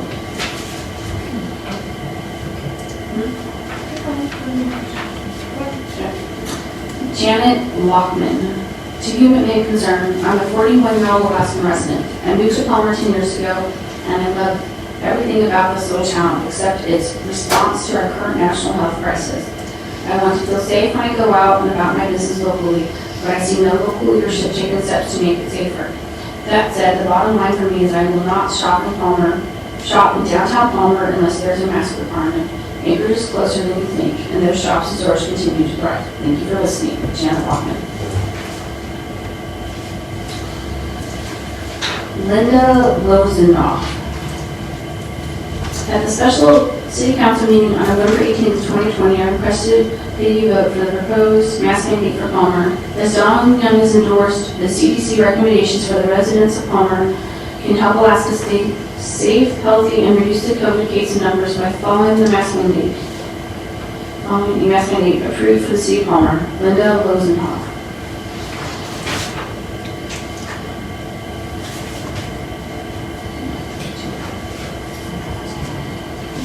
Keep going. So when you come back, you just keep going. Keep it into their 3 minutes.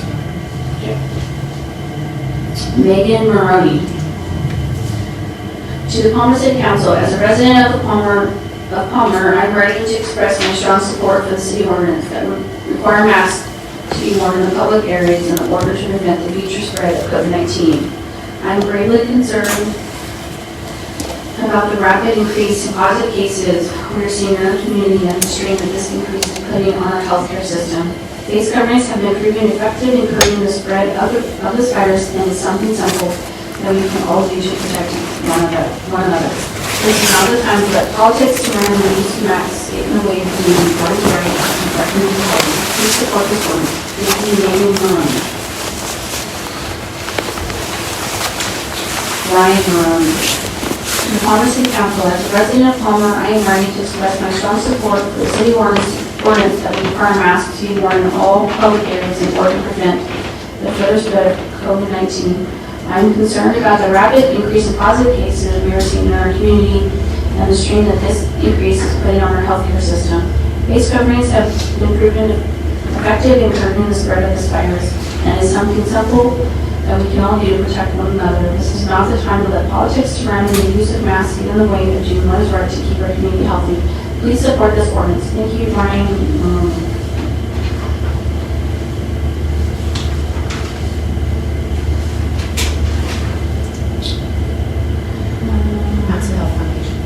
Matsu Health Foundation. Dear Mayor DeVries, Deputy Mayor Combs, Palmer City Council members, the Matsu Health Foundation is in full support of ordinance number 20-016 enacting an emergency mask or face covering mandate. This is the right approach at the right time to protect the community by reducing the spread of COVID-19. Our healthcare infrastructure is in jeopardy of being overwhelmed by COVID-19. If this happens, it will put at-risk citizens who get the virus and also those with any other medical need. Alaska's hospitals are already experiencing staffing shortages caused by sick employees and employees opting not to expose themselves or their families. Here in Matsu, we have also seen a dramatic increase in EMS workers taken offline due to exposure. As noted in the mandate you are considering, we are in the middle of a public health emergency. Fortunately, wearing a cloth face covering is a very easy and inexpensive way to limit the spread of COVID-19. It's simple, cost-effective, and everyone can do their part, particularly if mandated by such an ordinance. A plethora of scientific research supports these measures to prevent virus transmission. Since March, infectious disease experts have learned so much more about this virus than was known at the beginning. The Centers for Disease Control, CDC, now recommend the use of masks to protect those who wear them and others. And then they provide the website link for that article. There's other compelling data that supports a mask mandate like the one being proposed in Palmer. Countries that have early mask usage less than 30 days from the onset of an outbreak in that country experience per capita mortality several orders of magnitude less than countries that did not. The mortality was also undetectable in countries that recommended masks within 15 days of the onset of an outbreak in the country. For each week of the outbreak without masks, a 38.5% increase in the per capita mortality occurred. Mortality decreased by 4.6% for every week the country wore masks. The Alaska Department of Health and Social Services has created a centralized point for the various studies about the efficiency of mask wearing. And then we provide a website. The city of Palmer has been a leader in public health in the state of Alaska before. We were among the early communities to adopt a smoke-free workplace law like the one that now protects citizens statewide. We hope to see Palmer lead in the COVID-19 battle as well. Thank you for considering your enactment of this important and timely mandate. Sincerely, Elizabeth Ripley, Chief Executive Officer. TJ McCollum. Genuine and concern, I see the Assembly is having an open forum to discuss the proposed mask mandate. While I appreciate and respect the rights of our community as a whole, freedom of choice, liberty with our right to near arms, etc., I also feel we need to protect those who cannot protect themselves. Our elderly should not be forced to only shop at certain hours due to C-19 and irresponsible patrons. Our friends and family members who do not ask to be immune suppressive should not just stay inside because someone does not want to wear a mask. I hope the council sees the benefits of implementing a mask mandate before we lose any more to C-19. Thank you, TJ McCollum.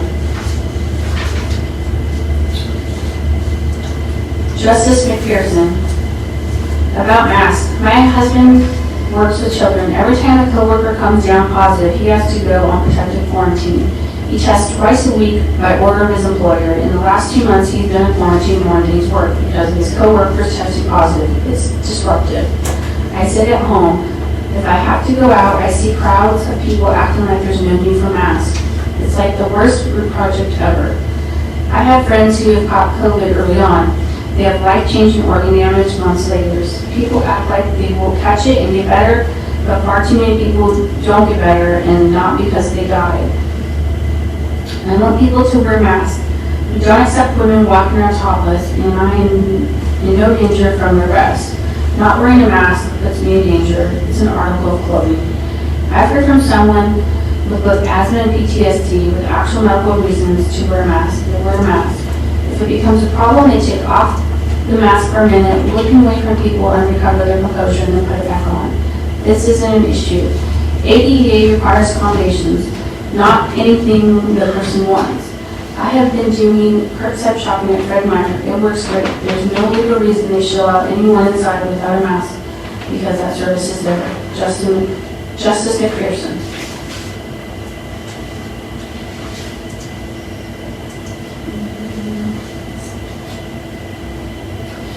Megan. Please read my testimony in the record. I want to thank you for introducing this mandate for Palmer. I urge the special counsel and mayor to pass this mandate. I come from a disease that has proven mask work. Many years ago, there was a rapid cross-infection between patients with my disease. There was a particularly deadly bacteria among this group of cross-infection. The research team had implemented the mandates and now are so common to the rest of the population, masks and social distancing. Masks trap particles inside the fibers of the mask to prevent it from entering the body. Then the researchers noticed a dramatic decrease in the amount of cross-infection as well as the deadly bacteria among patients, and thus we were able to live in a little healthier and much safer. We as a nation also have a deadly virus spreading like wildfire. We need to implement this simple mandate that has already been proven to work to help reduce its spread. Other people will be writing to oppose this mandate that impairs their rights to choose for themselves. Some people don't choose what's safe for themselves. That is why laws exist, to protect people. Seatbelts are law because they protect the wearer during an accident. It makes the community safer and saves lives. Sure, some people still won't wear their seatbelts, but the majority of the people will. Some just because it's the law, others because they recognize the safety measure in place. Passing the mask mandate in Palmer will be similar to a seatbelt law. I've already seen this occur in Anchorage. When Mayor Berkowitz passed the mask mandate for Anchorage municipality this summer, I saw people start to walk towards the store and then double back because they forgot their mask. When I was visiting with a friend, we overheard the sweetest conversation between two motorcycle men. They arrived all cool on the motorcycle with leather outfits, going to get ice cream on a hot summer day. As they started in, one of the men said, "We need to go get our masks because the mayor passed the mandate, remember?" The other said, "Oh yeah, that's probably a good idea." So they both put on their masks and walked in to get the ice cream as easy as pie. If Palmer passes this mandate, so many more people will be doing and saying the same as these motorcyclists, and will be a safer community as a result. Thank you. Megan.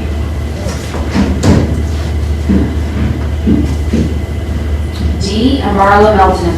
I'm in favor of the mask mandate as we need to flatten the curve of this pandemic. Thank you. D. and Marla Melton.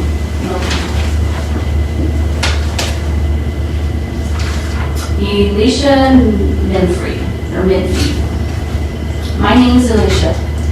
I support the mask mandate ordinance because it is really stupid and unfair to willfully take away people's autonomy of avoiding a widespread airborne virus by allowing people who do not care about others to go around and spread their potential virus to everyone they encounter.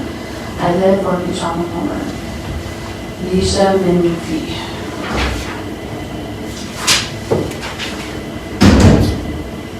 Eddie, yes to mask mandate. Eddie. Rob Meyer, dear council, I support the mandate to wear masks indoor public gathering places and businesses establishments. This is a public health matter. A call to action to do the right thing for our fellow citizens and especially our seniors. Respectfully, Rob Meyer. Julie Michelson, I'm a resident adjacent to the city boundary of Palmer and use Palmer businesses for all my essential services to include all groceries, postal services, and all other essential services. As a senior citizen, it's becoming increasingly difficult to feel safe as many Palmer folks refuse to wear masks. I want to express my support for activating a mask mandate for the city of Palmer to keep all safe as we await a COVID-19 vaccine. Thank you for submitting my testimony in support for local owners to enact mandated mask in the city of Palmer. Thank you, Julie Michelson.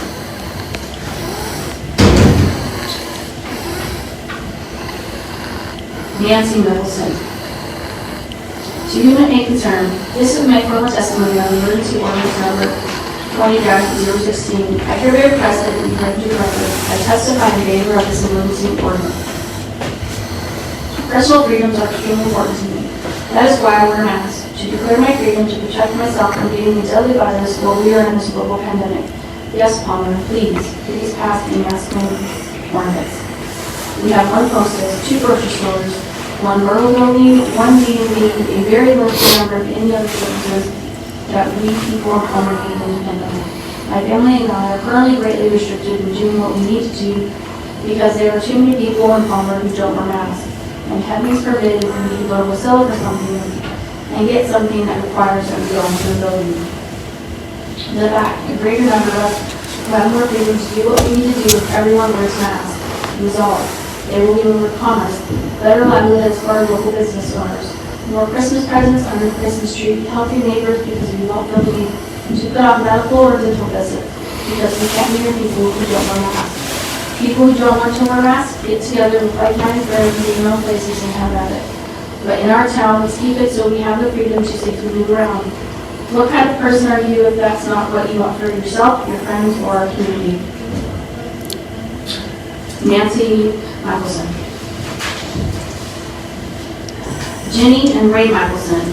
Good evening, and thank you for the opportunity to provide the public input on the topics of mandatory mask wearing in the city. As citizens of Palmer, we support the temporary mask mandate described in the proposed ordinance under consideration tonight. We urge the city to take action during the public health crisis by passing this ordinance tonight. Please do this in the interest of public health and our healthcare system, and put aside your personal views on individual freedoms, personal decision making. Take action to prioritize public health over political politics. As we protect our seniors and others with compromised health conditions, they are the ones we are trying to protect. We all know people who cannot afford to be exposed to COVID and are passing a mandate. And by passing the mandate, you're telling your constituents that health matters and the COVID-19 is serious, and that we should all do our part to slowly eventually eliminate the spread of the virus. Trust your citizens, your fellow citizens to comply with the mandate. According to all the public health officials, mask wearing during the next 6 days will be most effective against the virus. So we ask that you support this temporary action in the interest of public health and our local healthcare system. If Palmer can overwhelmingly support smoke-free environments back in 2013, we can pass and comply with a temporary mask mandate to stop the spread of COVID-19. Please do the right thing for the good of our community. Jimmy and Megan Michelson.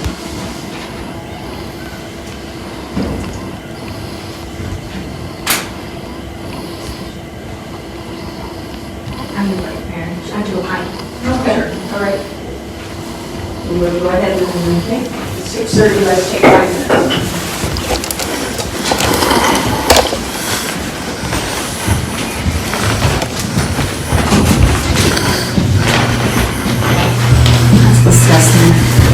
Thank you, everybody that's been tuning in so far today. I am stepping outside right now to go meet with the protesters that are out in front of the building.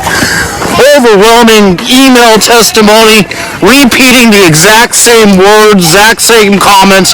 These are cut and paste type forms that they had taken. Freedom for Palmer! Free Palmer!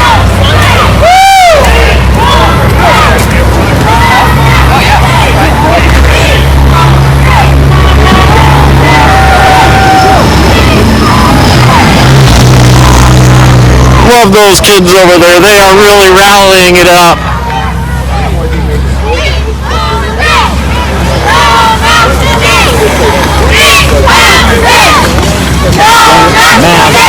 The Constitution is a free pass.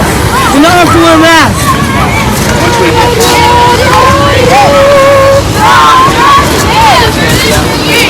First is my hometown, Anchorage, so we're coming for you. So I'm outside the building right now. We've got a good handful of people out here. I would say at least 30 that have joined together. Quite as chilly as last time. Last time was freezing cold. I think it's 28. More are showing up by the second. About 2 degrees last time. So, like I said before, you guys can get out here.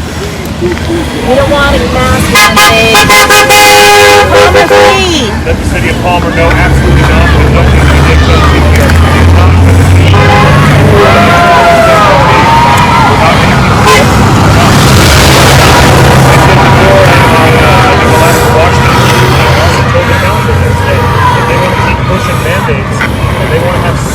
Don't forget to like and share. Facebook squirrels on you if you don't.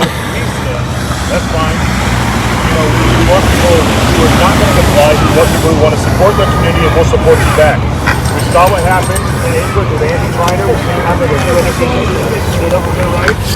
We will support your community. We will help you with whatever we can do. They are taking a 5-minute break inside right now for testimonies.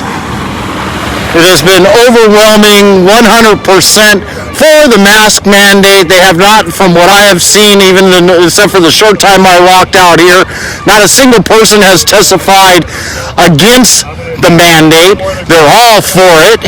Are they taking public testimony too? If you want public testimony, you're going to have to raise a ruckus. They gave it at the first 5 minutes that they opened up the doors, and then after, because no one was sitting in there at 5 o'clock, they closed public testimony and went right into reading the emails. Well, they haven't read our emails yet. Just the emails they want.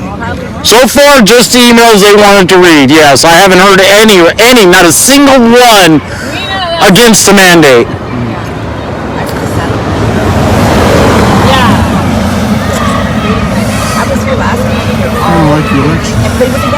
And if masks work so well, how come Anchorage has the highest case counts? I mean, there's not a dang business that I'm able to go in there that I cannot go into unless I'm wearing a mask. They kick me out immediately if I even attempt to try. Even Holiday speaks up to you when you're not wearing a mask. Even Holiday, yes.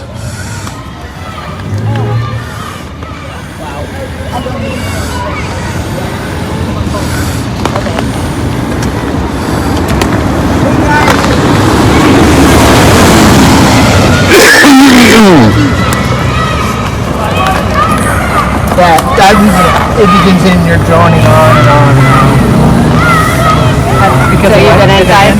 Yeah. But you know one thing, one being the aspect of movie noticing is that we are all the scumbags that don't wear a mask. And I never heard once any of our folks attack somebody for wearing a mask. Right, that's very true. We're always like, well, that's their right. Yeah, we've always said, you want to wear a mask? Fine. Don't try and mandate it on us. But yeah, that's all you hear in here. These inconsiderate, intolerant people that won't wear a mask. Aren't I right? Exactly. But if you never, I didn't say anything. The only thing I did is I went after Sabrina and called her a flat out socialist. Actually, I saw a meme the other day. It was really funny. It really hit home. It was a guy dressed all up in a full Politadick suit, mask on, all decked out to the nines, like for biochem and everything. He's at the store grabbing a bushel of broccoli or whatever. And then this other guy just walking with his family, no mask on, whatever, push the cart, nice family, grocery jaunt. And below him, it says conspiracy theorist. And up here it says normal citizen. And so it's funny how we're all of a sudden conspiracy theorists because we've seen the numbers, we've seen a lack of numbers, we've seen a lack of all the fear-based and the fear-mongering they pulled last year of all these people are going to die, there's going to be millions and millions and millions and millions. We saw what happened, we've known people have gotten it, who 3-4 days later they're back on track and they're still stuck for 10 days quarantining. So we basically, informed ourselves, educate ourselves, and all of a sudden now we're conspiracy theories that we think for ourselves and we're not being led down the... Once these businesses shut down, the economy's going to tank, people are going to commit suicide, sexual assault are up, Well, Anchorage right now, 33% of their businesses, small businesses, have closed their door permanently. They have over 16,000 jobs that'll never come back again. Yep. Well, with the acting mayor's new mandate that she goes into effect next week, they've effectively shut down all small business for Christmas. You're not going to be able to get any Christmas shopping done in Anchorage unless you phone order it in.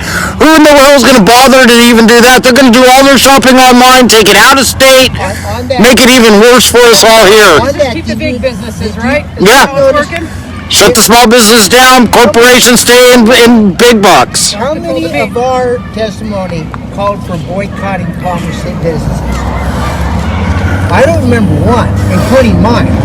I said I support the business, but I got a business that mandates wearing masks, I won't do business. Well, a lot of people, they come out from, I hear so many people coming out from Anchorage. These guys are saying boycott. I've talked to people that drive out here just to have that freedom. Once they cross that bridge, like, it feels like freedom when we come onto the valley. They'll drive out here just to have that freedom, not having to wear that mask. They'll come out here and they'll go, they're concerned that if they actually do this mask mandate, they're not coming from Anchorage. They're barely hanging on right now. Once they do the mask mandate, this will shut the businesses down out here. Shoot, so many people drive in from out of Anchorage because our small businesses are still open. Right. Supporters are calling for boycott. Supporters in there are calling for driving to Anchorage to go shopping.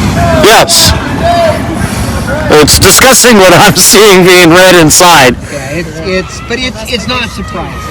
And they're formed emails too, because you listen to the ones that they have in there.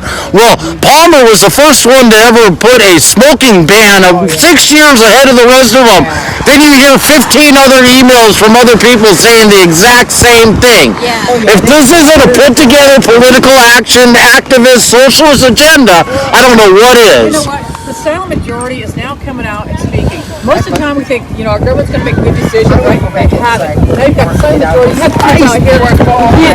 Can't let her ask people go like this. This is my home state. I'm born and raised here. This is disgusting what our politicians have done to our state. It is, and that makes two of us. Born and raised, I've never once ever thought it would come to this. I'm not born and raised. I've only been here 4 years, and I'm surprised. I left Oregon to come here to be free, to go back and finish raising my children here. I chose to come here. I wanted to be here. I wanted my kids to experience something that Oregon snatched away. The problem is, the most alarming thing is, I'm seeing the same stuff that I saw in Oregon 10 to 15 years ago start taking hold here. And unless people wake up and stop being complicit, stop being indifferent to what's going on around them, thinking it won't happen here in Alaska, can't happen here. We said the same thing out there. We're a logging country, we're a farming country, and it happened. Look at Oregon, they just legalized heroin and meth, and it's just out of control. Unless you stand up, unless you show up, unless you fight, unless you start educating yourselves and start getting active in this stuff, you won't recognize this state in the next 5 to 10 years. I promise you that.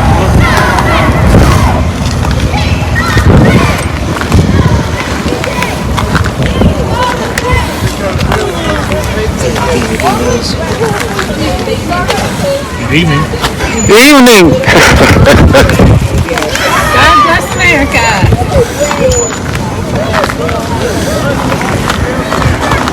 This is the end of the mask era, Parler. We're done. We're done with government control. Yep, we're done. Alright, I hate to do it to myself, but I'm going to go step back inside so that you guys can continue to hear the overwhelming, basically cut and paste testimonies being given by one after another inside of the building.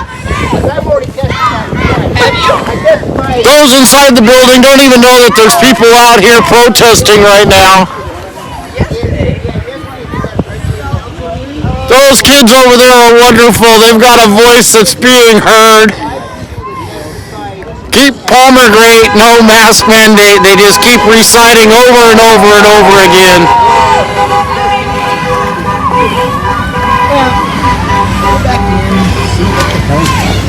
Yeah, heading back in. Time to go see what new testimonies are coming out from the emails. Of course, my allergies are driving me nuts. The hand sanitizer they're using in there I'm allergic to. It's got my nose running, got my sinuses plugged, my eyeballs are itching.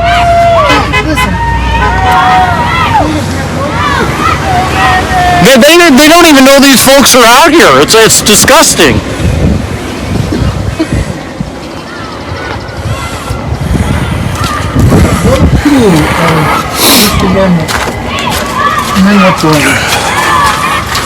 Well, they don't even legally have the right to do what they're doing.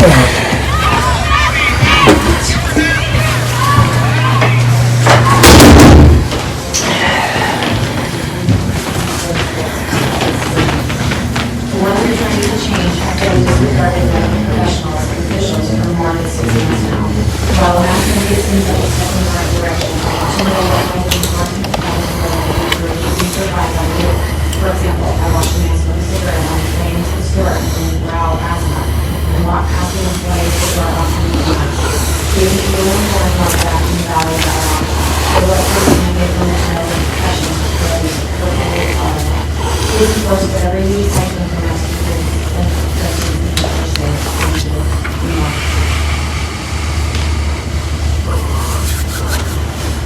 Joseph Moore, to Palmer City Council. I live just outside the Politadick city limits, and I am in the city daily for shopping, meetings, volunteer work, or recreation. In these many months of COVID, I have chosen to live my life as usual, but to be smart about what I do. I've lost 2 close relatives. Each died alone from COVID, in addition to the personal loss. I know the nightmare that their immediate families have gone through. Although inconvenient, I wear a mask. when appropriate, to hopefully prevent an unfortunate harm from experiencing that manner. Government mandates should only be enacted when the health and safety of the entire community is at risk. They need to be well defined and limited in scope and duration. The rapidly rising COVID case count and increasing threat to adequate facilities and staffing has placed the entire community at risk. I know it happened in areas in the lower 48 where medical facilities were overwhelmed in the spring. Fully support the city of Palmer in mandating masks in public facilities. The norm would be against a mandate for public areas of private businesses. Many businesses will naturally succeed or fail based on how comfortable they make their customers. There are businesses in Palmer I have quit supporting this year, and others I support more based on how comfortable I am with their activity during COVID. The rapidly changing situation, however, does justify a limited mandate for masks whenever people come in close contact. I encourage you to support a mask mandate with reasonable exceptions. Anywhere in the city where people will be gathering or working in close contact. The mandate, especially for private businesses, should only be in effect until case numbers drop and medical capacity is adequate to respond to all medical needs.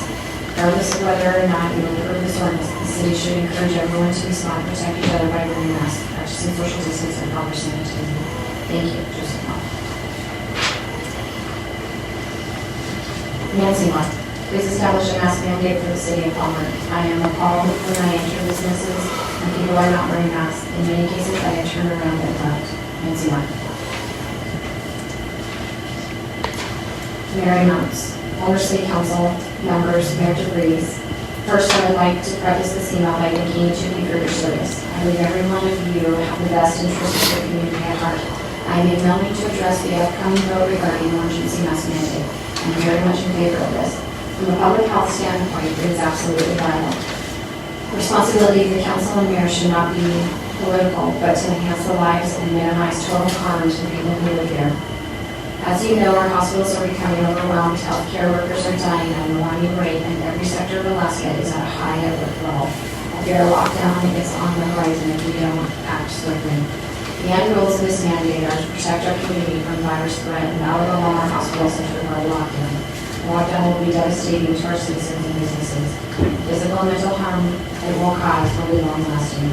Our children need to be in school regularly and not pulled back and forth from distance to in-person learning. Parents need consistent child care, and our toddlers need to be able to safely have visits from their loved ones, especially at the end of the month. Until an effective, safe vaccine is released and we achieve herd immunity, we have 3 tools available to slow virus spread. 1, masks. 2, hand washing. 3, social distancing. These are simple, low-cost options that can be achieved with simple education and behavioral modifications. Those that won't or can't wear a mask can easily use curbside pickup and delivery. There's simply no excuse to put all of Palmer at risk. You've heard the saying, every time a bell rings, an angel gets her wings. When a maskless family marches through Fred Meyer, they are killing their grandmother and her nurse, closing a local business and shutting down school. Community spread is responsible for all of these scenarios. This isn't about me or you or a single high-risk family member. This is about caring for your community and doing your part to minimize the catastrophic effects of this virus. This is about our obligation to make difficult, sometimes unpopular decisions. Please do the right thing and vote to enact a mask mandate. Thank you. Very much.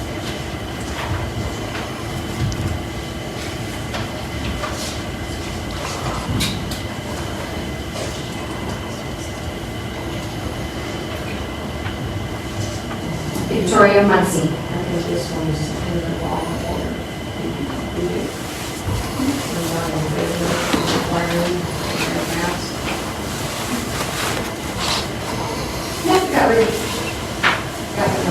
Victoria Muncie.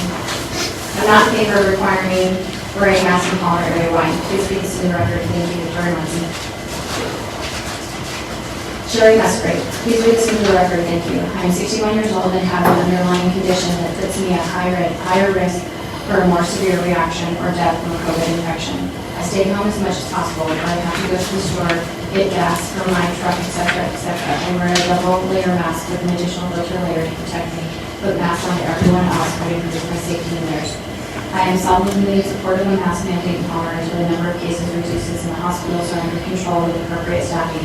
We will not need to lock any businesses down if we can flatten the line of social distancing and masks. Thank you, Sherry Musgrave. Empty Nations. To whom it may concern, I hereby request my comments be read into the record, not coming meeting, or the mask mandate only 18. As a 30-plus year resident of the Matsu Valley, I want to voice my complete support for the proposed mask mandate in Palmer. Over the years, I have watched the Matsu Valley grow and prosper, always maintaining our small town attitude of caring for our neighbors in times of crisis. I have also watched as our population has aged, myself included, and we have embraced our seniors and made sure they were supported and cared for within our communities. COVID-19 is a nationwide calamity, the likes of which we have not seen in our lifetime. All of us are at risk of long-term illness and death, regardless of age, gender, or especially political persuasion.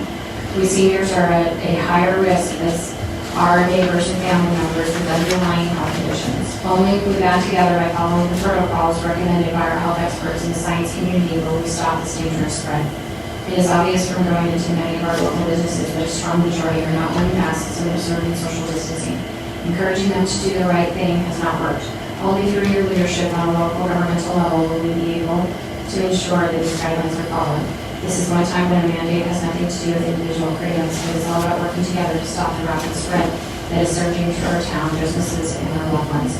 Please mandate that masks are worn in all public places so that our children can stay in school, and next Christmas all of our family will still be here to gather with us. Thank you for your consideration and patience.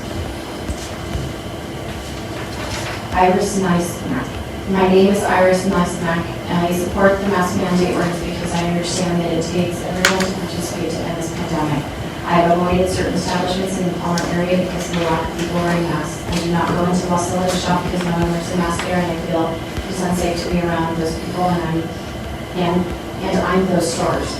I wear a mask not only to protect myself, but to protect others. Please implement a mask mandate in the Palmer area so we can do our part to get back to some kind of normal. Sincerely, Iris Neismack.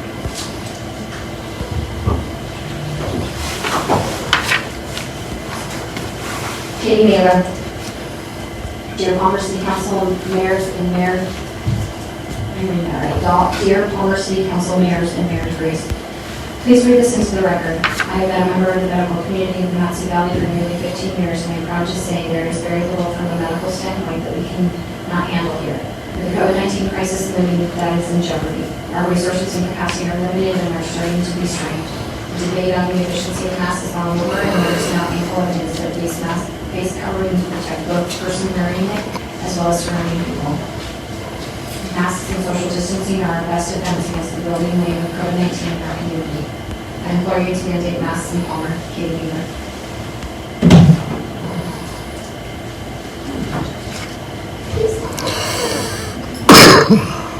Nikki Nesman.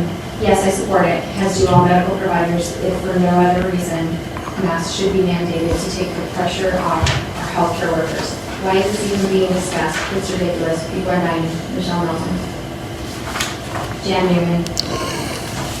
Dear Mayor Breeze, Mayor Collins, and Palmer City Council members, there is no question people are passionately divided for and against wearing face masks to slow the spread of COVID-19 in our community. Some people are so mad about being asked to cover their faces in public, they're using social media to negative reviews about businesses that are only trying to follow a safe health protocol. These allegedly controversial health measures actually matter to many people. Businesses not taking customer safety seriously should note that according to the ICE poll, 62% of Americans will skip your store if you do not enforce masks. Alaska is not different. Alaska is no different. Furthermore, losing the occasional customer who refuses to wear a mask will have far less of a long-term impact on your business than being completely shut down for 2 weeks due to virus infection. The truth is, if we want to jumpstart the economy, keep businesses open, reduce unemployment, avoid evictions and foreclosures, and keep the kids in school, it's the best trick we have right now. Not only do you protect others when you wear a mask over your nose and mouth, but your chance of catching the virus if you are exposed drops 65%. We need to keep our memberships, spend our money locally, invest our dollars as much as we possibly can with all the small businesses in our community. These are the businesses that have always shown up for us when we need them, and it's time for us to show up for them. Mask and health offices, retail, and restaurants keep their doors open. We need lack of leadership, misguided business, lobbying, and public intimidation, local mandates. If there are local mandates at all, are being revoked or just not followed. These mandates also turn into a flashpoint in the state's cultural wars, with some defending their right to not wear them. We already have many rules and standards for public safety, including traffic laws, restaurant cleanliness, food preparation safety, decency in public, etc. No one argues about those safety rules. They are for the health, safety, and well-being of our society. They are not infringements on our personal rights. To say we have individual rights, we don't have community rights, is a misguided argument. The fact is, you never have the right to do something that could require the help of your neighbors. No, this isn't overreach by local government. No, it's not unconstitutional, and no, it's not a question of your personal right being taken away. It's well-established law that elected officials have the right and the responsibility to take actions to protect public health. To require masks is not, as critics charge, to meddle in one's personal affairs. Your job is on public officials to protect the safety of our community. I implore you, implement a mask mandate genuinely. Thomas Newman, council members, and Ms. Mayor, I am writing in support of the proposed mask mandate. The science is settled in the U.S. Centers for Disease Control and provide guidance that simple cloth masks are effective in slowing the rate of spread of the virus. The summary of numerous studies is that simple cloth masks contain 80% of the droplets exhaled that could contain the virus. This simple and effective public health measure only works if all persons wearing masks, since masks are more effective as protection for others rather than self-protection. Concerns about loss of business are misplaced. What is damaging to business are the legitimate concerns about being exposed to COVID-19 and gatherings of people indoors. It keeps many people from being in public indoor spaces such as government buildings and commercial settings such as shops and restaurants. Concerns about violation of personal freedom are also misplaced. As a governing body, you are responsible for doing what is right to ensure the safety of the public and mandating masks in the pandemic is not a political statement, but instead the simplest and most effective low-cost way to slow the transmission of this disease during the pandemic. Asking people to wear a mask in public settings during the pandemic is no more a violation of people's rights than other public safety measures, and requiring members to obey traffic laws, owners to operate their farms in a safe manner, and others to manage their animals so as not to harm others. Mask wearing is a simple and effective way to slow the spread of the disease, implemented universally in Palmer shop to slow the spread and protect our community from the cost of public health from COVID-19. I support the implementation of a temporary mandate requiring masks in four public spaces until the pandemic is under control. Michelle Nichols. Many people like myself have underlying illnesses. We cannot stay in our houses forever without the need to go get food and supplies and medical care. The trend I've noticed is that people without masks also appear to not distance themselves while standing in line, frankly, anywhere they feel the need to be. There's absolutely no regard for anyone else. Children coughing, picking their noses, and touching things, and standing right next to me. The parents of these children are not showing responsibility either. I believe that a mask mandate would at least be a first-line barrier against coughing, sneezing, and talking, and possibly transmitting the virus, and the children will learn from it as well.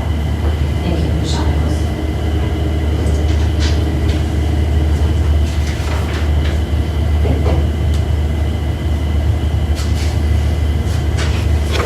Terry Nichols. Please enforce a mask mandate for the state of Palmer for as long as you need to, please. This is not a political issue but one of health and safety. People who don't wear masks are absolutely out of their minds, such as simple request. Terry Nichols.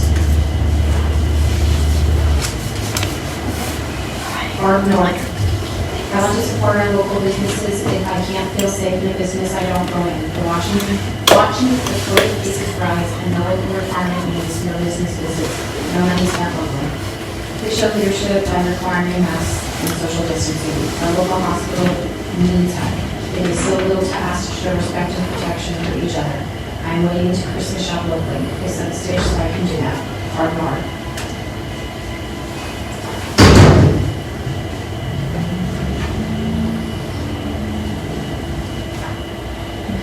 And it continues.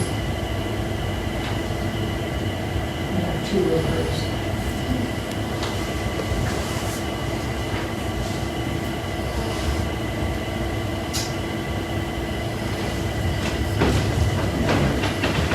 Two different times. I have one that is Barb Lord and one's Bonnie Lord. This one's both of mine say Barb Lord. Correct. The emails both say Barb Lord, and it appears that both emails read exactly The names are the same at the end as well as the email address is the same.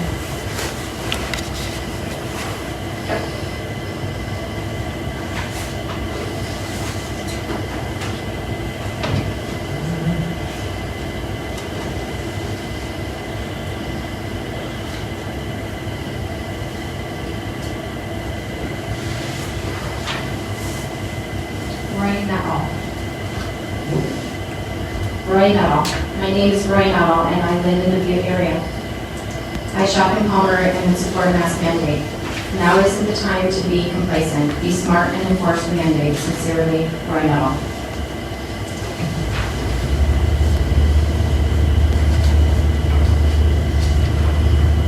Tatiana Oborn. Hello, this is Tatiana Oborn, and I agree with the mask mandate in Palmer. My husband has upper respiratory problems, and it's very lethal to him if he has the virus. Numbers are going up, and I'm afraid to leave the house. I don't want my husband to catch it and die out because of me just getting groceries. There's a mandate in Anchorage about wearing masks 24/7, and this should as well. The Matsu School District is now asking staff and kids to wear masks the whole time in school, so adults should do the same thing and set examples to these kids. Please say yes to number 20-016. Don't be selfish. Tatiana Omar. Mary Olson. Dear City of Palmer, I have lived in the Palmer area since 1982 and consider Palmer my hometown, although I do not live within the city limits. I primarily shop in Palmer. In the past 6 months when I have had occasion to be in Anchorage, I took my business there when Costco enforced mask wearing, and into Fred Meyer's when the city enforced resulting in people masked up. I occasionally shopped in store with cars and Fred Meyer's in Palmer until recently when I began to use pickup service or have someone else shop for me. I know from experience I spend much less when I am not cruising the aisles and seeing things that I have forgotten that I wanted to purchase, or not purchasing items that would require a choice that cannot be made without seeing them in person. I have been extremely disappointed when I did shop in the Palmer stores to frequently see about half the people without masks, even though both Fred Meyer's and cars have signs saying masks are required. My choice of shopping location and method based on the inconsiderate behavior of these people has hurt local stores in the city of Palmer sales tax revenue. During this pandemic, I have supported local restaurants by buying takeout once a week and leaving a substantial tip. Prior to this, we rarely ate out. I have taken restaurants off of our list when I have observed their employees not wearing masks. Otherwise, we try to cycle through the list. I hope you will take my experiences into consideration when you vote on emergency ordinance number 20-016. Palmer is an awesome town. Best wishes during a tough time. Mary Olson.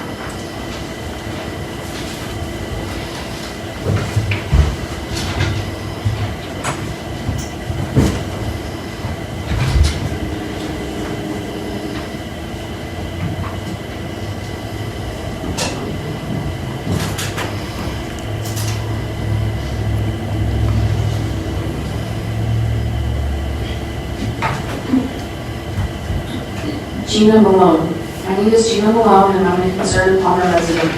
I have lived in Palmer since I was a baby, and until now, I have never been scared to be out in town. I have always loved this place because it's not like other cities and towns. Everyone knows each other, and everyone looks out for each other. It deeply saddens me to see the lack of concern that people have for each other when they go out maskless and socialize. I support a mask mandate because I want to keep my community healthy and I want to get back to normal as quickly as possible. Thank you. I wish to have it right for the record. Gina Malone. Marlena Oringer. Greetings to my wonderful Palmer City Council members. As a longtime Sutton Palmer resident and community member, I'm writing to contribute to my testimony for consideration in support of the mask mandate proposal. The recent increase in COVID-19 cases is not only compromising the health and safety of our loved ones, but our businesses. Already we are seeing businesses shuttered due to owners and employees contracting the virus. Inevitably, we will see it in our own homes.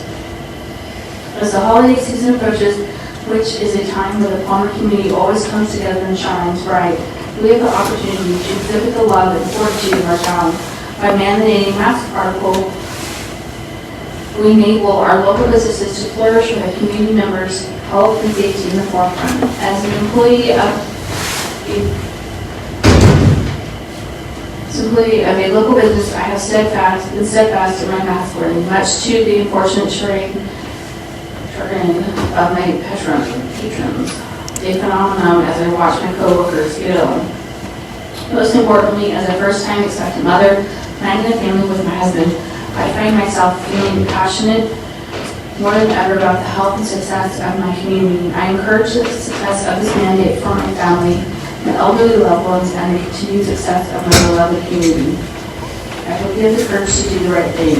Thank you for your time and consideration. I appreciate all of you and the work you do. Sincerely, Marlena Oregon.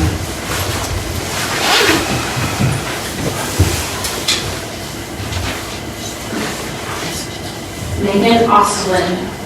To whom is any concern? My views and opinions are mine alone and are not representative of any agency or person I am associated with. I am a current emergency services student and have lived in Palmer for almost 6 years. Alaska and the Alaskan way of life envelops my whole heart. For this reason, it is exceptionally disheartening to see our small town, Palmer, break down over political ideation instead of coming together with logical community selflessness and support.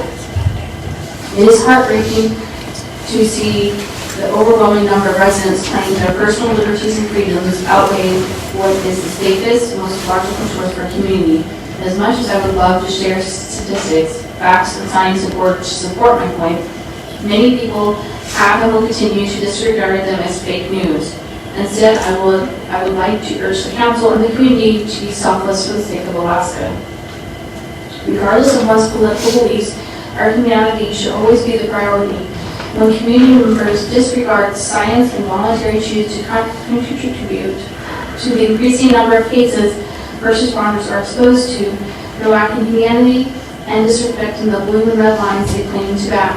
When all of our EMS, fire, and police are too sick to come to work, are required to quarantine due to preventable exposure, or God forbid pass away from COVID complications, the members who have claimed their liberties are more important will have no one to transport or care for them or their loved ones to the hospital when they are inevitably get ill or injured.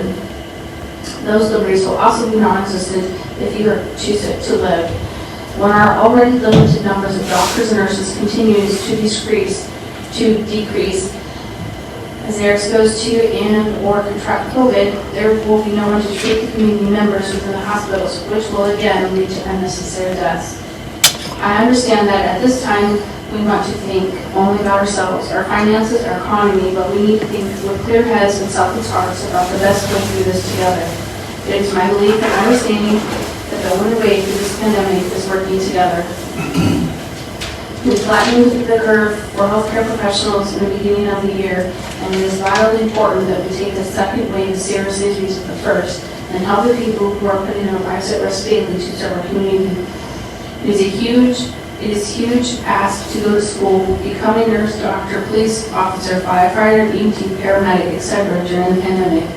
It is the bare minimum to ask that we wear a mask to protect those healthcare professionals for whom we cannot take their place right now. At the end of this, the worst case scenario that can come from being required to wear a mask is temporary discomfort. The worst case scenario for choosing to not work together to slow and stop the spread in order to help our healthcare professionals and first responders is an alarming number of unnecessary, preventable, permanent deaths and professional burnout.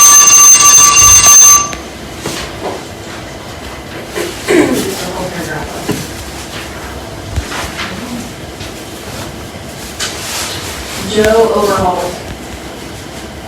I urge the City of Palmer to pass the enact mandate. If we expect our medical professionals to be there for us, the least each of us can do is to wear a mask while in public and closed spaces outside our homes. It is a small gesture which shows respect for others, especially those responsible for treating COVID-19, the elderly and our neighbors with compromised immune systems. Sincerely, Joe Overhaul.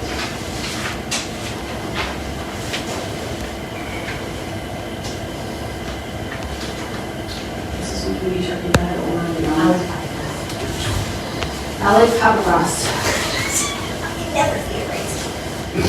To the mayor, deputy mayor, and council members, as a small business owner and resident of Palmer, please require mask mandates. The high number of cases in Alaska is alarming and stressing the healthcare system along with hurting small businesses. I have seen a significant drop in our dining business since cases started surging. We are in a crisis that needs mitigation. The stress of less income is only part of the picture. The real stress comes when coworkers have to get tested for COVID-19 because a member of their household tested positive. Several weeks ago, there were 4 staff members that were not able to work until their test results came back negative. That makes operating a business even more challenging during this time. Our health and lives are at stake as well as our ability to earn a living. Mandating wearing a mask in public is not taking away our freedom. We have freedom as long as no harm is done, such as wearing a seatbelt or driving the speed limit. We have the privilege to drive as long as we reduce the risk of harm to others and ourselves.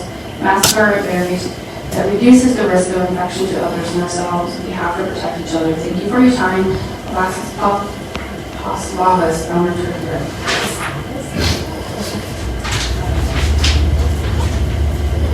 Laura Canton. Dear City Council members, I urge you to implement a mask mandate. This is a public health matter. Please do your part in keeping our numbers as low as we can. Much obliged, Laura Patton. Zoe Patton Mayor. Dear Palmer City Council members, my name is Zoe Patton Mayor, and I'm a junior at Palmer High School. I'm writing you to urge you to mandate mask usage in the city of Palmer. This pandemic is not political, it's a public health crisis. Our own Alaskans are dying every day. I ask you to please do your part to keep our small town of Palmer safe during these scary times. Zoe Patton Mayor. Melinda Peterson.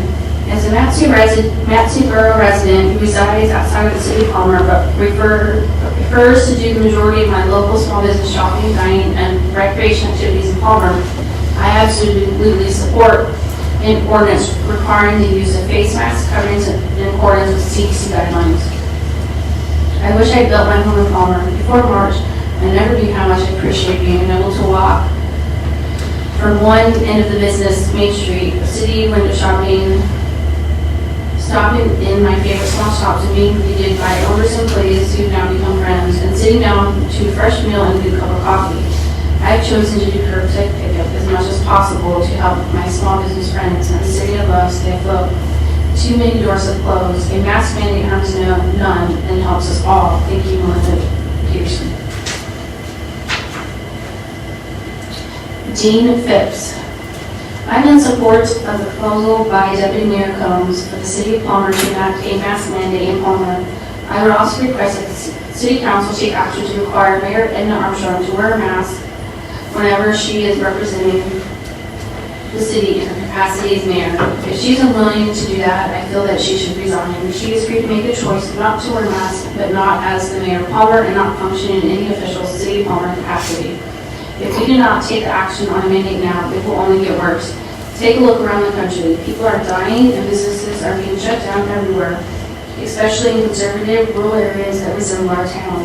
Freedom-loving folks who see themselves as independent, God-fearing Americans. Viruses don't care. It is an equal opportunity disruptor. I am refinancing my house this week and was surprised that my local home mortgage consultant did not call back as promised last Friday. I knew that her family member had been exposed and tested positive. Today I learned that her dad's brother was put on the ventilator. Viruses don't care. I encourage the Palmer City Council to show leadership to take action. Don't expect the businesses to do it. Don't expect the governor to do it. Don't wait for Lucilla to do it. Thank you for your consideration. Dean Phipps. Chris Hoffman. Please, let's make the mask mandate happen immediately, if not sooner. Thanks, Chris. Jamie Hoffman. Science has proven that masks help prevent the spread of SARS-CoV-2. It is a very simple measure that nearly everyone can easily take to help keep each other safe. This isn't a political issue. This is a humanitarian issue and at this point, with the vaccine so close to distribution, it's unconscionable that any other person should die from this disease, period. As a frontline healthcare worker, I am exhausted of the lack of consideration we have for each other and the lack of leadership in this state and nationwide. Palmer can lead the way. Please mandate masks for the protection of all. Thank you. Jamie Pocan.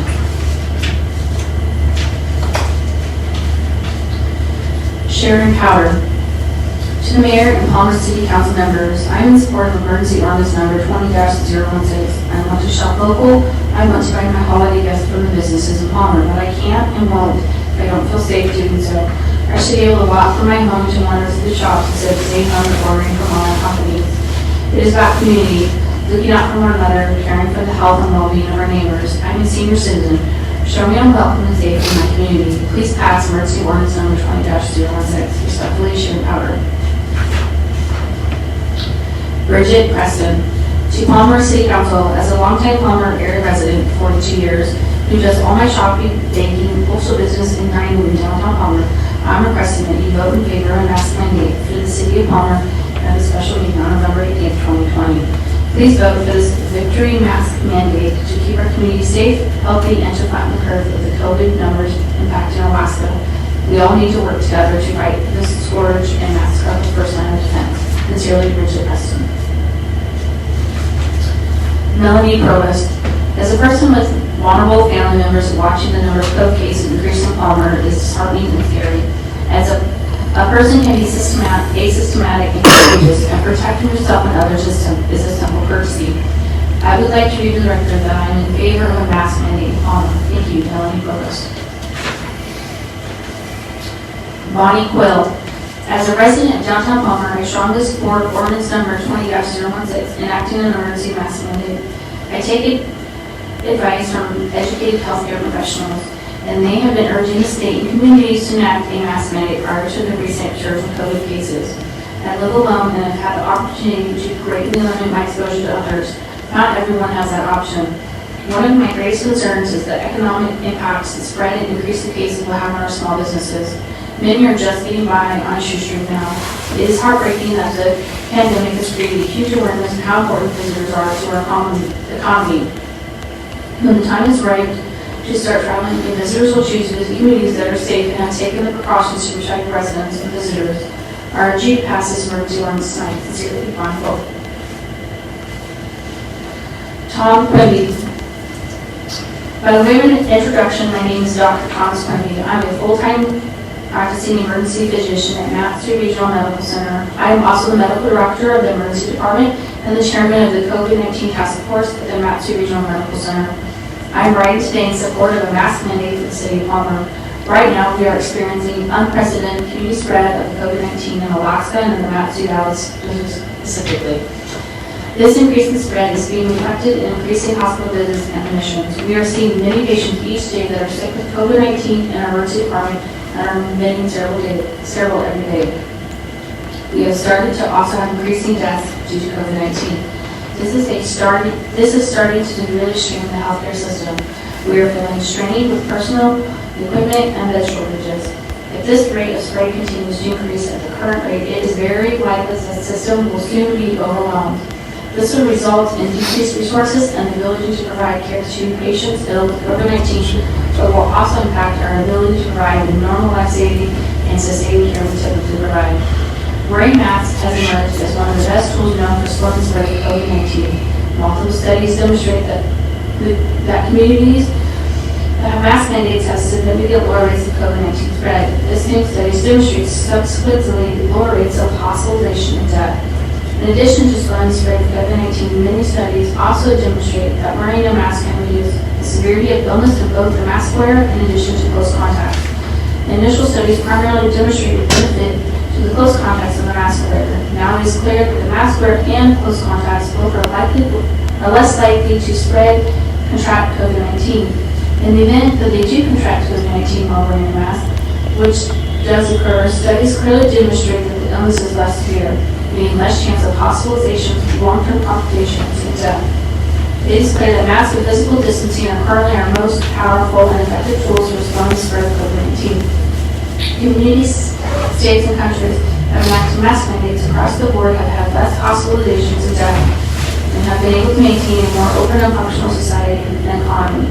A mask mandate is an intermediate step that has been shown to be a tool to prevent future, more drastic interventions such as shutdown. On behalf of our community and community healthcare workers, I implore you to act with moral courage to enact a mask mandate. The evidence is clear that this will result in net benefit to the health and wellness of our community. Thank you. Thomas Quimby, Indy.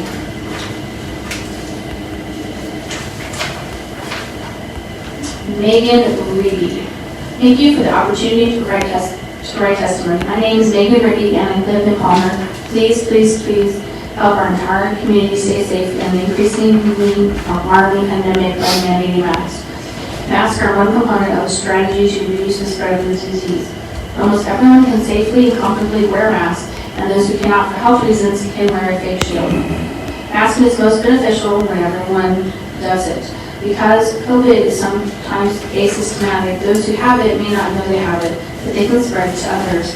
I'm a 52-year-old breast cancer survivor on ongoing chemotherapy, and I share a home with my elderly parents. We are doing our part by staying home as much as possible, only going out for groceries, necessary supplies, and medical appointments. But it is very frustrating to visit local businesses and see so many people unwilling to wear masks. This pandemic is unlike anything most of us have seen in our lifetimes. It requires giving up some personal freedoms to keep everyone safe, especially those at risk for serious complications. Not only that, but it requires us all to help preserve the capacity of our medical system to treat life-threatening cases of COVID and other life-threatening medical conditions that may arise during the pandemic. Simply ask everyone to think about the healthcare workers and other essential workers who are there for them if and when they need it. They have to work all day with masks, and in the case of healthcare workers with full PPE. It is about empathy for our fellow humans. As this article states, link is posted in the email, a mask mandate would in no way harm our economy or business community. Please pass the mask mandate. Thank you. Megan Reedy. Lane Rogers. Hello. My name is Melanie Rogers. I was born in Anchorage and moved to Palmer in 1984. I'm a senior citizen with bad lungs, and I would appreciate if everyone would be considerate enough to wear masks through the duration of the pandemic in public places. And that criteria is really worth it. I will settle for 60 days. I plan to get vaccinated as well, and I hope I don't catch it. Thank you for taking up this issue and treating it seriously despite the opposition. Lane Rogers.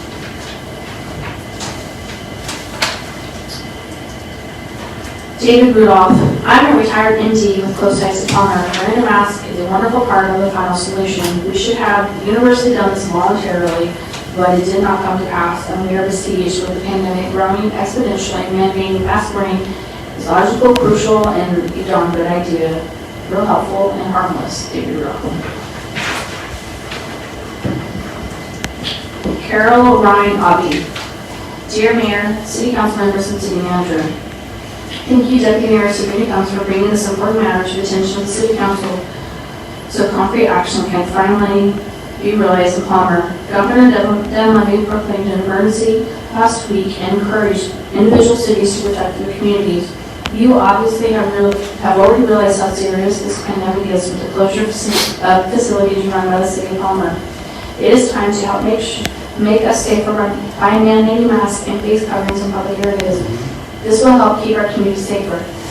However, there are more positives to this action than just the compassionate aspect of saving lives, even though that should be enough. By enforcing this mask mandate, we can remain open and still make money, more money than businesses are making in Palmer right now.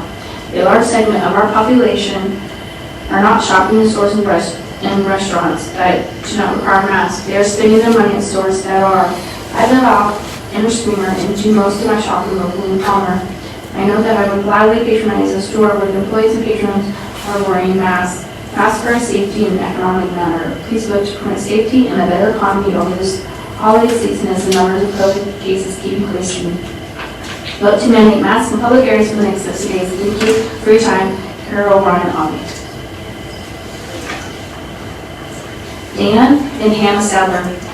Honorable City Council members, my wife and I have been homeowners in the Anchorage neighborhood since 2017 and virtual residents since 2014 before that. We chose to buy our home inside Palmer City limits due to the governmental support that the City of Palmer provides. We also want to be trusting of our elected representatives to make the best choices on our behalf, especially matters of public health and safety. We also want to be the COVID-19 pandemic demands each of us to take into consideration our personal choices may have on our neighbors and residents of Palmer. Not only is COVID-19 potentially deadly, even for younger people, there are also little understood after effects, disabilities, and health impacts, even for those who might have light cases of the virus. Even the governor acknowledges that wearing a mask is the single most important thing an individual can do to reduce the impact of COVID-19 in their lives. We urge the Palmer City Council to do Ordinance 2016. Further, So, question, who isn't a communist or fascist here? Because that's what we're headed to follow. Thank you. Since we only have a speech, we don't get it. Further, we request the exception. I'm sorry, can you hold on a second? I will be adding that time back on.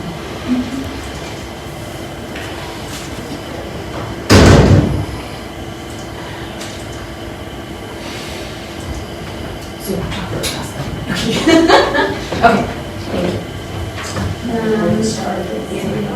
Okay, thank you. Do you want to start from the beginning? On this one? Sure. I'll just start. Okay, Mother, I think that's a great idea. Thank you. Okay, I'll reset back to the 3 instead of doing it. Okay, ready? Yeah, then we'll switch in 6 minutes. Honorable City Council members, my wife and I have been homeowners in the Anchorage neighborhood since 2017 and rental residents since 2014 before that. We chose to buy our home inside Palmer city limits due to the governmental support that the city of Palmer provides. We also want to be trusting of our elected representatives to make the best choices on our behalf, especially in matters of public health and safety. The COVID-19 pandemic demands each of us to take into consideration our personal choices we have on our neighbors and residents of Palmer. Not only is COVID-19 potentially deadly even for younger people, there is also little understood after effects, health impacts, even for those who might have light cases of the virus. Even the governor acknowledges that wearing a mask is the single most important thing an individual can do to reduce the impact of COVID-19 in city lives. We urge the Palmer City Council to review ordinance 2016. Further, we request that the exception to the high-intensity exors be removed from the ordinance language. This exception is disavowed by the CDC, State of Alaska Chief Medical Officer, and the Municipality of Anchorage Chief Medical Officer, Dan and Minnesota.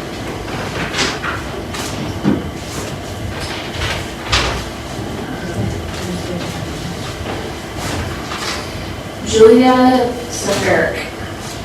To the City Council members of Palmer, UK. I write this testimony in the hope that a mask mandate will be enacted upon the closure of this meeting, but with little faith that any protective measures will be enacted. I've been away at college since August.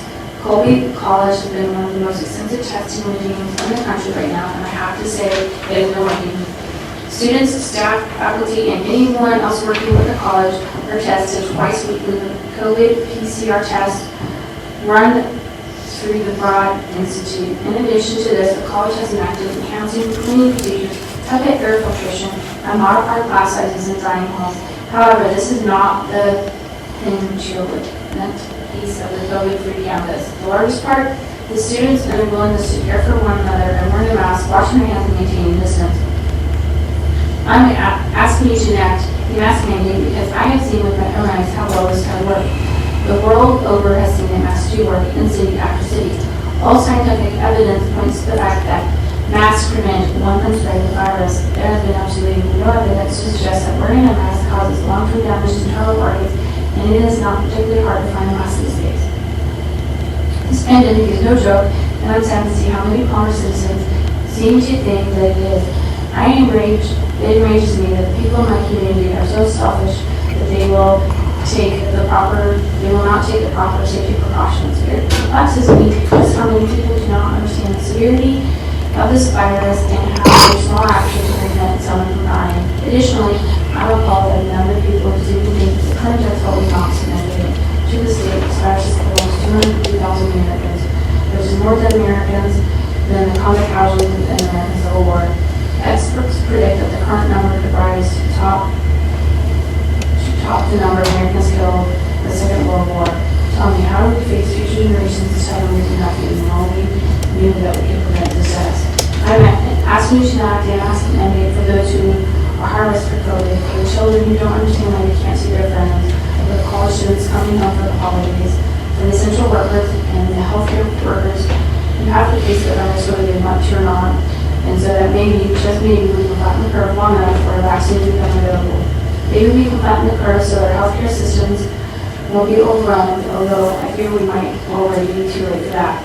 Maybe we can flatten the curve because to flatten the curve is to care about other people, and caring for other people is the really thing to do. Thank you for your time and your attention. I hope you will take all the testimony into consideration tonight. Sincerely, Julia Sticker.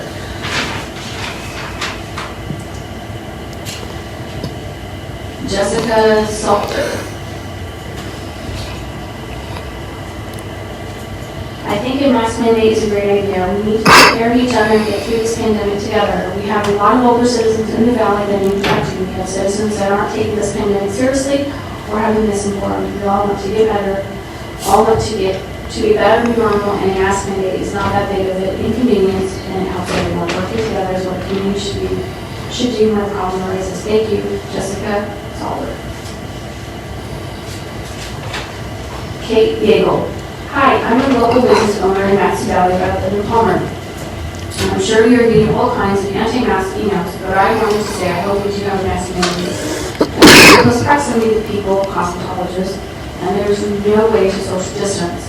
My son went to the mask since we got back to work, taking extra precautions. We've also been taking less clients in the day. We made it harder to make ends meet, but we're so thankful to be working. We are also nervous about another shutdown because of what it will mean financially for our families. It's so sad when people play by the rules and then still get shut down because others are cautious and don't care. Thank you for all you are doing to keep our economy and our valley safe and our lives safe. Gage Saxton, to whom it may concern, please have this testimony read into the public record. Thank you, Assembly members and attendees. My name is Gage Saxton. I'm a vibrant resident of Palmer, resident of Valley since 2010, and a lifelong Alaskan. I support a mask mandate in Palmer due to the majority of the public continuing to ignore public health advisories. This virus is real, and I'm seeing it affect my real neighbors and friends. Please listen to what our trusted doctors and scientists are advising us regarding mask wearing and isolating during these holidays. So mandates like these are no longer needed. Thank you for your time. Gage Saxton.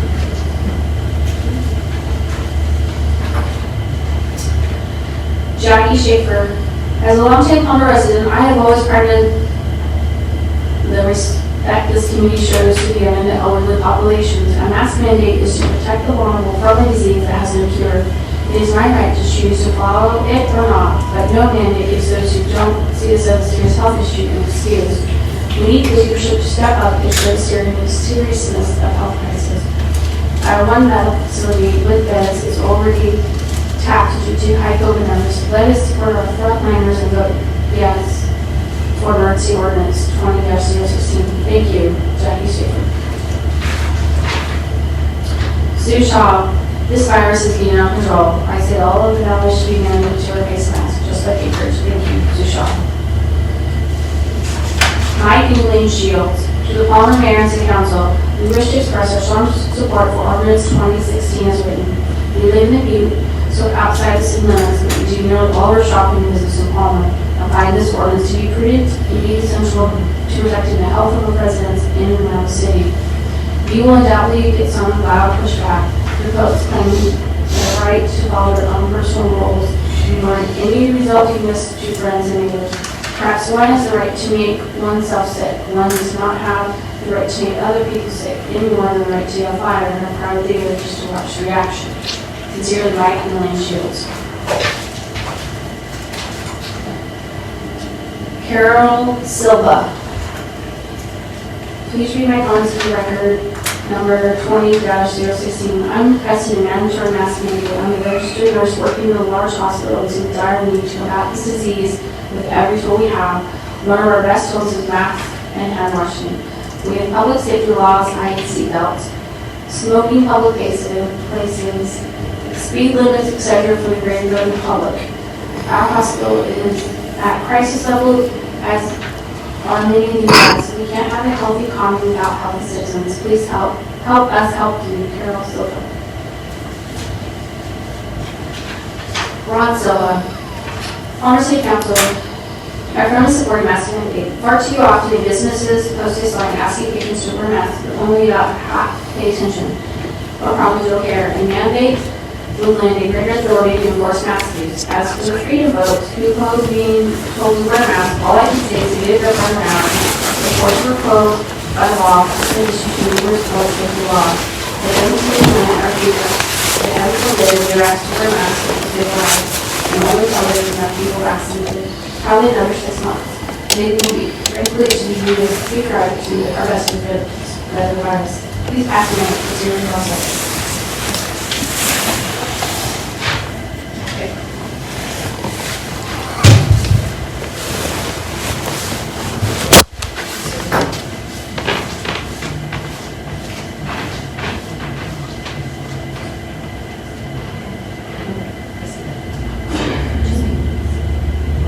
those?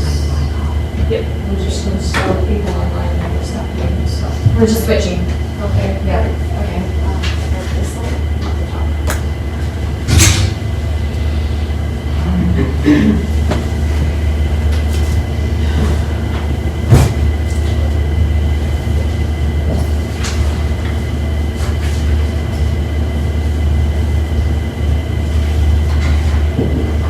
Donna and Robert Singleton, Mayor DeVries, Deputy Mayor Combs, and Palmer City Council. I live, shop, and worship in Palmer, and am writing this as a concerned citizen of Palmer.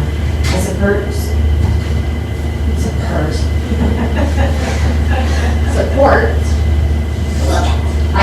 emergency ordinance 20-016.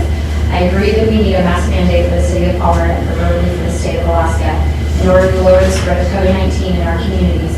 I would like to thank Deputy Mayor Combs for drafting the ordinance and for standing up and taking action. Thank you for your concern on behalf of citizens of Palmer. My family and I have been foregoing in-person meetings, shopping, dining, and church attendance since mid-March. My husband and I are both high-risk individuals and are taking all the precautions we can to ensure our health and safety as well as that of our family, friends, and community. I have gone to more online options for getting the goods we need, thus taking monies out of our community. I shop locally only for groceries, and even some of these are being obtained through out-of-town delivery systems. I miss shopping our Palmer retailers. Dining at local restaurants, going to the hair salon, meeting friends for coffee, and most of all, I miss being in person at our church. But I do this to help the numbers go down and for the welfare of my neighbors. It has been proven that wearing a mask lowers the spread of the virus. It is a small thing to do for the good of all. I wear a mask to protect others and hope others will do the same for me. I do not feel wearing a mask infringes on any of our rights as a citizen. Please, for the good of Palmer, pass this ordinance and help us lower our numbers and hopefully prevent more illness and death from this virus. Thank you for your time and efforts on behalf of our community. Madonna and Robert Singleton. Tracy Slater. Hello, my name is Dr. Tracy Slater, and I'm a family physician at Capstone Family Medicine. I recently moved to Palmer from Eagle River. Palmer is such a great community. Since moving here, this has been true many times. I support mask face covering mandate, as this is one of the few ways we have to prevent the spread of COVID-19. The science is now clear that these are beneficial to the wearer and others, decreasing spread and transmission of the virus. See the CDC guidance. Also true is that mask wearing would help to keep our economy open and thriving by preventing transmission, employee absenteeism, etc. In summary, a mask mandate is crucial for the physical and economic health of Palmer when it comes to COVID-19. Please read this into the record. Thank you for so much of your time, and please don't hesitate to contact me if you have any questions or concerns. TJS. Megan Slater. To whom it may concern, I would like my testimony read in the record at the upcoming council meeting. I support the proposal for emergency ordinance number 20-016. I firmly believe to get the community transmission under control, we as a community have to work together. Palmer is a great place to raise a family, and for the most part, our community members stand together. I realize there are many different opinions on this pandemic. Regardless of opinions, we're all in this together.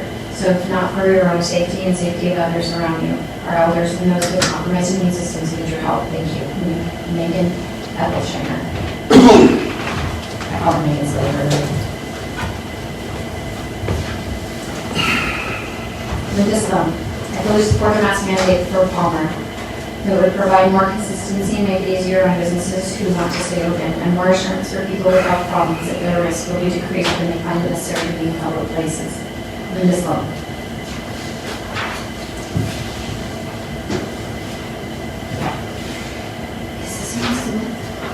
Yes, okay. Amy Smith. To Mayor DeVries, Deputy Mayor Combs, and the Palmer City Council, I am writing to you as a concerned citizen of Palmer about emergency ordinance number 20-016. As you well know, the number of COVID cases in the state and in the Matsu Valley have been rising. It is imperative that we do what is within our power to protect ourselves, our loved ones, and our community. As a person who lives, shops, and frequently engages in and with this community, I implore you as leaders of Palmer to make a decision that will help guard our safety. I know that there are so many people on both sides who have incredibly strong feelings on this matter, but a decision like this cannot be made based on feelings alone. Practicing safety measures such as wearing a mask, social distancing, and washing hands and masks regularly can help slow and even stop the spread of this virus. We already require that our children in MSBSD schools How can adults in the community not be held to the same standard? Some may argue that a mask mandate will impede on our individual freedom. My response to that is we already adhere to various laws, rules, and guidelines that impede on our freedoms, or rather keep us from doing whatever we want without regard to others. These things, such as wearing a seatbelt or wearing a shirt and shoes inside a store or restaurant, help keep us and others safe. Temporarily requiring the community to wear a mask when they must go into a building and be within 6 feet of others is no different. It is simply a measure taken to protect the community as a whole. Anyone who is living within or participating in this community should recognize that we do as individuals can impact the whole. And this virus does not only target the elderly or those with pre-existing conditions, though even if it did, those sections of our community are just as valuable and important as the rest. We should do what we can to protect them. However, just today, the Alaska Department of Health and Social Services released information showing the percentage of Alaskans involved in COVID cases by age bracket. The two highest brackets are 20 to 29 at 21.3% and 30 to 39 at 19.1%. Although most of the people in the contract voted with mortality is not the only repercussion. The medical community is finding that many people take a long time to recover, and that there can be lingering respiratory, cardiac, even neurological issues. There is still so much we don't know about this virus and its consequences. Taking the small and simple measure of mandating masks will help ensure that more people don't end up dealing with these consequences, known and unknown. It is important to listen to experts and professionals who are now urging us to take greater precautions. Now more than ever, we need to rise up and be united in demonstrating compassion and empathy for those around us. We should not need to be affected personally to care. I urge you, Madam Mayor and Council, to lead by example. Please wear masks, social distance, and encourage others to do the same. You can start by passing this mandate. Thank you for your time and attention. Sincerely, MeWe Smith. Terry Smith, City of Palmer Mayor, Council, and Manager. I am asking as a resident of Parler that you utilize the health powers granted to you as a home rule city, and the council immediately take action to mandate masks be worn in all businesses in the city limits, at least until we are through the holidays. The worst of the flu season, or our medical experts agree they are no longer needed. The capacity of our hospitals is of great concern for those of us that might unfortunately need it during this time. It is more than reasonable for the city to take even every means possible to protect that service. It is also my opinion no size business is being helped by the city in not meeting its health and safety obligation to them. The two biggest retailers and employers in Palmer have posted mask requirements. Recently, the council lifted the ordinance to assist these businesses by allowing plastic bags because of the supposed shortage of paper during the pandemic. Why wouldn't you use the same logic to assist them in creating a level playing field and support the wearing of masks they have deemed important to their operations? Knowing that doing so would require the need for a robust communications plan to the public and maybe some enforcement process, suggest you use CARES Act money for this purpose and ask the state for additional funds if needed. It is unreasonable to expect the small staff you have to get this message out after you make the mandate and suggest you hire a professional to assist you in making a clear message to the public. There are ample examples of other cities that have stepped up to the plate have used. Perhaps the chamber, who has been successful in media campaigns for their own events, could partner. There are answers to slowing this virus down. The first step is having our leaders lead with the tools they have. The governor has been clear on his support for cities that have the powers to use them. It is past time, if required, the council call yourself into a special telephonic meeting or allowable by code to demand for instructions to take action on his about to mandate masks by be worn in the city of Palmer. Respectfully, we are counting on your protection. Terry Snyder. Philip Somerville. I'm a Palmer resident. I have a public health background. Because of my age and medical condition, I am especially vulnerable to the coronavirus. The mask mandate is needed. The way that some other jurisdictions have crushed the spread of this virus is through mandating masks and other measures. We have to do this. It is about taking care of each other. It's not just that. And it's just not that hard. It is not about making our freedoms away. Sorry. It is about taking care of each other. It's just not that hard. It is not about taking our freedoms away. It's about making sure that we can return to normal life by getting the pandemic under control and not spreading the lethal virus to our families and neighbors. Philip Somerville. Susan Summer. I, like many Alaskans, received Governor Dunleavy's recent emergency alert about our precarious position regarding COVID-19. I've been aware of how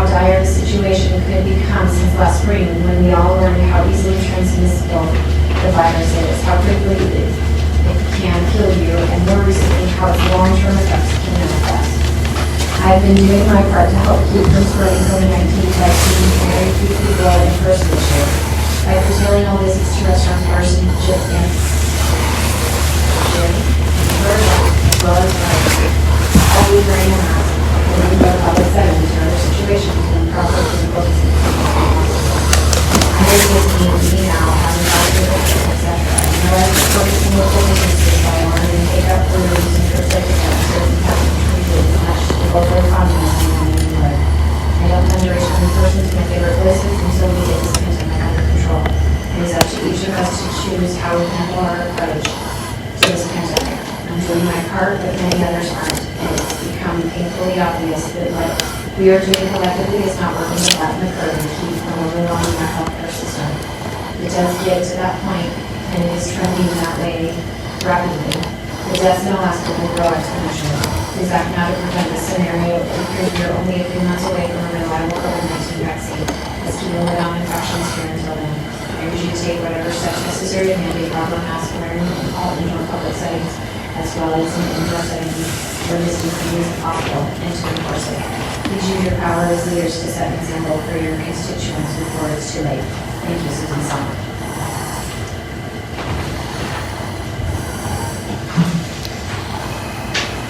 South Central Foundation. Your councilors. Cool.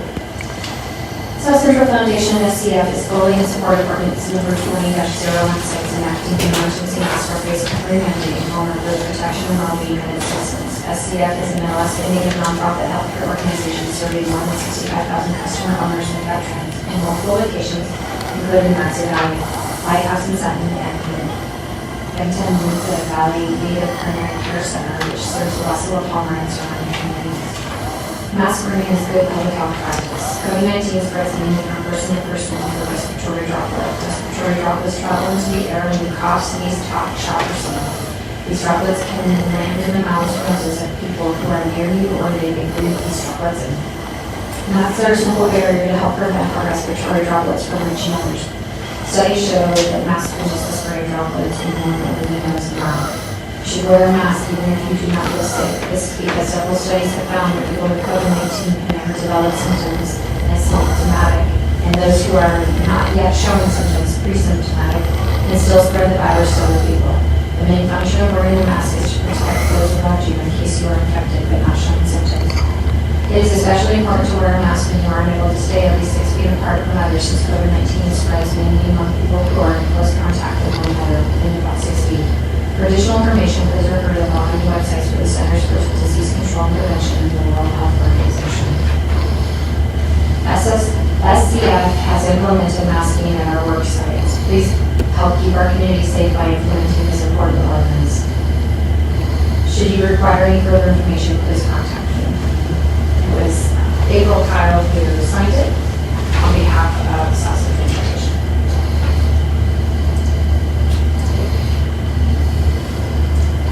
Jean Spot. Dear Mayor DeVries, this week Governor Dunleavy made it clear that municipalities need to take the initiative and do everything they can to fend off the COVID virus that is rampaging through our communities. I have lived in Palmer since 1984. My 4 children were raised and educated in Palmer. This is a very special place with extraordinary people.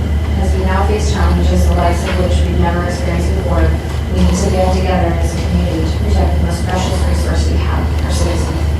As leader of our town, we look to you for guidance at this crucial time. Our nation's top medical advisors have stressed over and over the importance of wearing a mask to prevent the spread of this most contagious virus. Citizens of Palmer need to know they are valued by their town leaders. By taking the step to protect public health, you will be demonstrating your commitment to your constituents. And I've always done my best to support local businesses. With the holidays coming and the virus raging, it is tempting to stay home and order gifts online. But I think of the many small business dotting our special community. I think it's supposed to be Dotting. Dotting? I don't know that. D-O-T-T-I-N-G. Our special community who are working so hard to keep their stores open. However, as a senior citizen, I wonder about entering stores where people are not wearing masks. I worry about my health, the health of the people working at the shops, and the health of those patronizing the shops. There is one way to help to keep shoppers healthy. Mandate mask wearing in Palmer. If this mandate is implemented, citizens will continue to spend their money in our community and Palmer will continue to thrive. Thank you for your thoughtful consideration of this crucial issue. Sincerely, Jean Scott. Joanne Scott.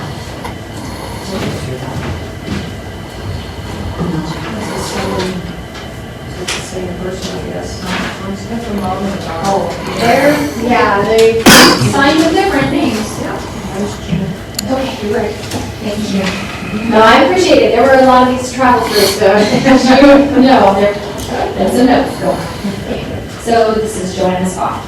Dear Mayor DeVries, this week the governor made it clear that we as Alaskans need to do more to respond to our rising number of COVID-19 cases. Specifically, he said, I'm urging municipalities to protect your workforce and communities, and if you cannot stay 6 feet apart, I'm asking everyone to wear a mask in any and every setting.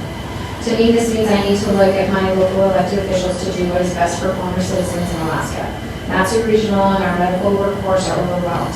We need these resources to be available in order to respond to the growing number of hospitalizations for COVID-19 and to respond to their normal workload. It happens even COVID-19 surgeries, illnesses, and injuries that need their life-saving care. In order for those resources to be available, as our governor said, we need to keep distance from others and wear a mask while the virus is overloading our system. For this reason, I'm urging you to put in place a mask mandate for Palmer. I also hope that the city manager closes city buildings, the Tipo ice cream, etc. to the public, as we did earlier this year, for at least the recommended 3 weeks, as stated by the governor. With our Palmer elected officials taking those actions, I will feel not only safer in Palmer, but encourage the decisions prioritized as taking care of each other. I'll feel more loyal to our Palmer businesses, who I know work so hard to stay open during these challenging times. I'll keep my money in Palmer and be even more averse to going to Wasilla, where no such precautions are taking place. As it stands, I only heard of Palmer businesses that show they're looking out for the health of everyone through distancing, mask wearing, and sanitation efforts. If city mandates encourage more businesses to do that, we'd see more money spent within city limits. Please consider your role as a leader in our community and enforce actions that will protect our local resources and help us protect each other. Thank you for listening and for your consideration. Joanna Scott.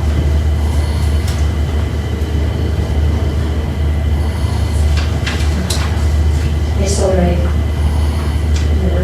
And Jeanette Steer. No, I didn't push that. Hi, I am in favor of a City of Palmer temporary health mandate regarding mask wearing. I believe mandatory masking up in Palmer businesses is a wise way to slow the spread of COVID-19 while keeping our Palmer economy open. I am a Palmer business owner and realize that we all must compromise some self-freedoms for the greater good in the face of these unprecedented times. I appreciate the work that the City Council does to continue to make Palmer a great place to live and work. Thank you for your consideration. Sincerely, Jeanette Steer.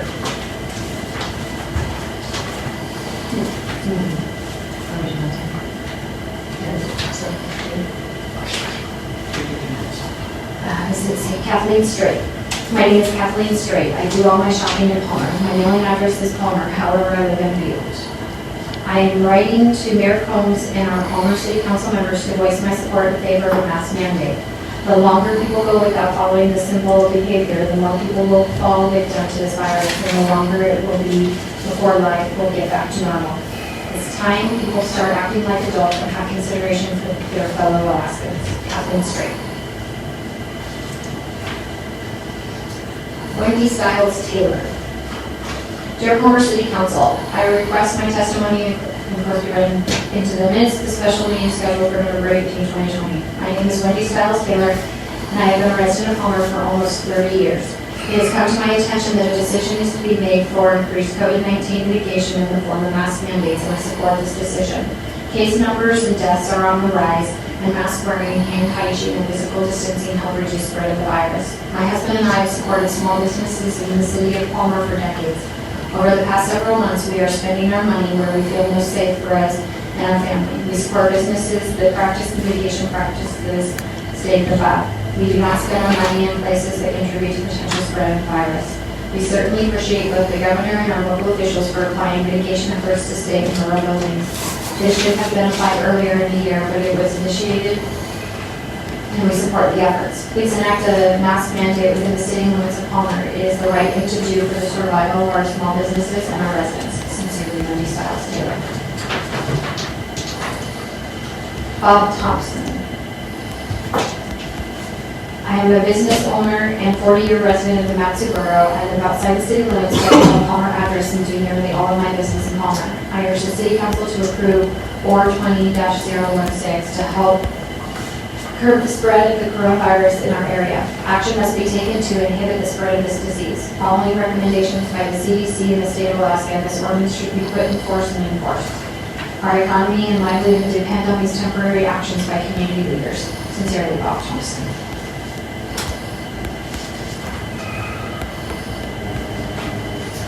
Carol Thompson. I have lived in Matsu for 45 years. For those 4 decades, our family has considered Palmer our hometown. I have taught there, our son played Little League there, and we have shopped there. As the COVID rates spike in our beloved valley, we respect the expertise of the scientists and doctors who tell us that face masks can be effective in slowing the spread of the global virus.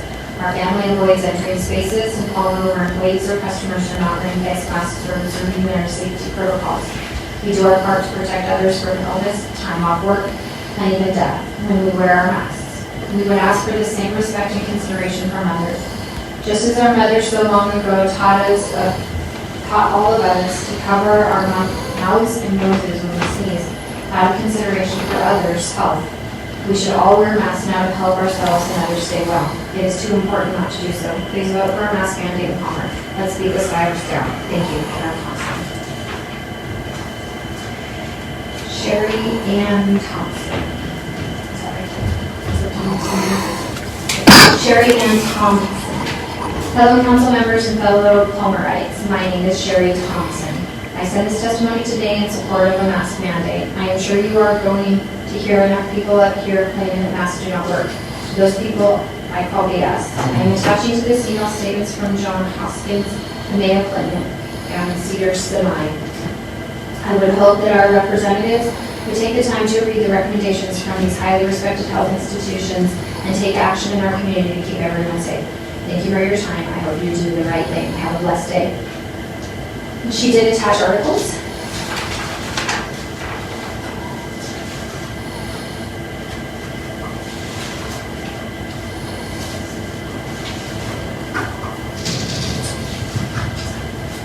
Okay, Ben Touche. Toke. Look, if coronavirus has our arch-lead Republican governor so shook that he issues a statewide emergency message about the importance of masks helping prevent the spread of the romies, we need, as a municipality, to do the responsible thing and issue a mask mandate for everyone when in public in the city. Ben Toke.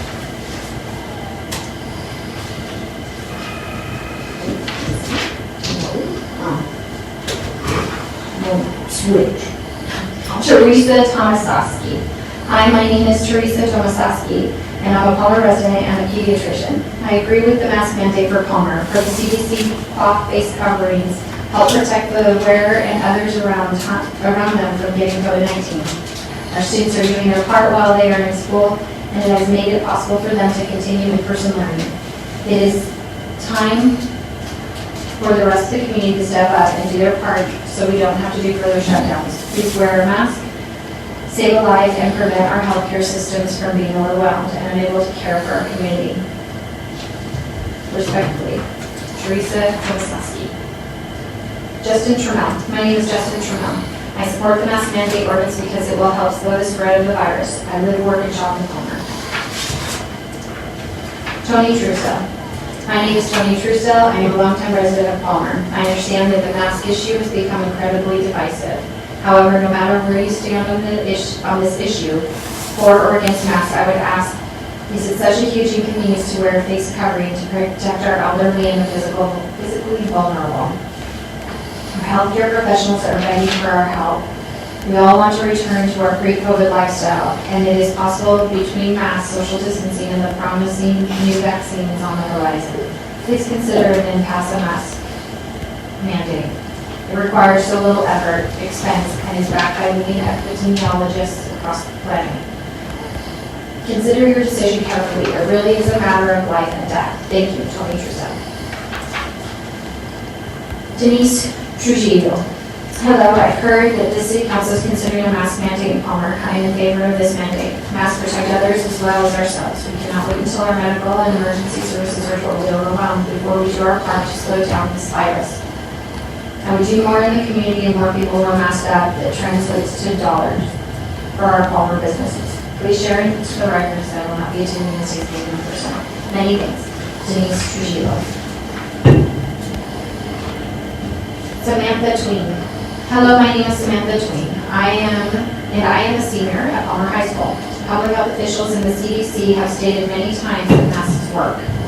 I'm proud to wear a mask at school and everywhere around Palmer, such as the Valley Hotel and the many great small businesses we have in our little slice of Alaska heaven.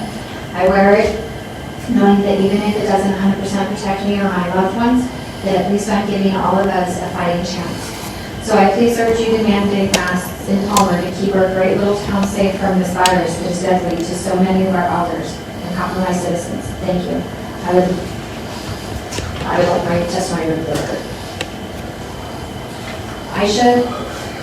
No, it's Emma Twitchell. Dear Palmer City Council members, as a concerned local resident, I encourage you all to support a mask ordinance to help protect our community from the continued spread of the COVID-19 virus. We must help reduce the spread and impacts of the virus if we want our schools to remain open and to help reduce our enormous workload our local healthcare providers are facing. I'm also asking you to set a leadership example and follow guidance given by our healthcare experts, such as wearing masks in public areas, social distancing and frequent hand washing in order to minimize the risk of contracting or spreading COVID-19. It is important that all of us do our part in combating this worldwide pandemic. Thank you for your time. Emma Twitchell.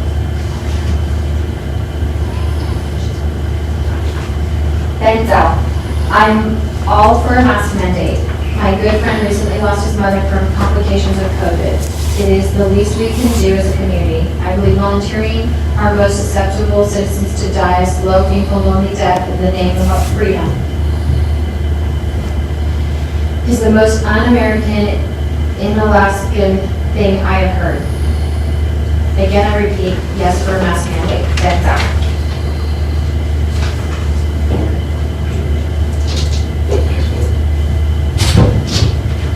John, do you mind running the time so I can go to the office?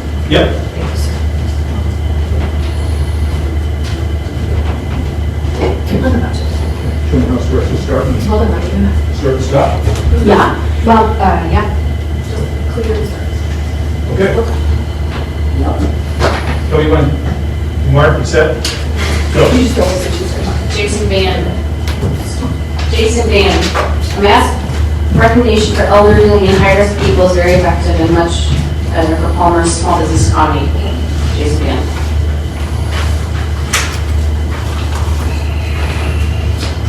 Jane Van Gorder. Hello, my name is Jane Van Gorder, and I'm voting by email to say yes to mask mandate. Thank you, Jane Van Gorder. Shannon Gurdon. To whom it may concern, I am writing in regards to the proposed mask mandate in Palmer. I hope that you will share my letter at a special city council meeting as this proposition. I have quit my job in order to be home with them while we homeschool. However, someone in our home still has to work to pay the bills.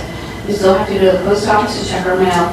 Someone still has to do the grocery shopping. They still have important appointments with their doctors, including the rheumatologists and cardiologists that can't be missed. A nurse has to come to our home bi-weekly to administer their immunosuppressant injections. If I could close them off from the world and keep them safe, I would. That's just not a viable option. We've done everything in our power to keep them during these stressful times.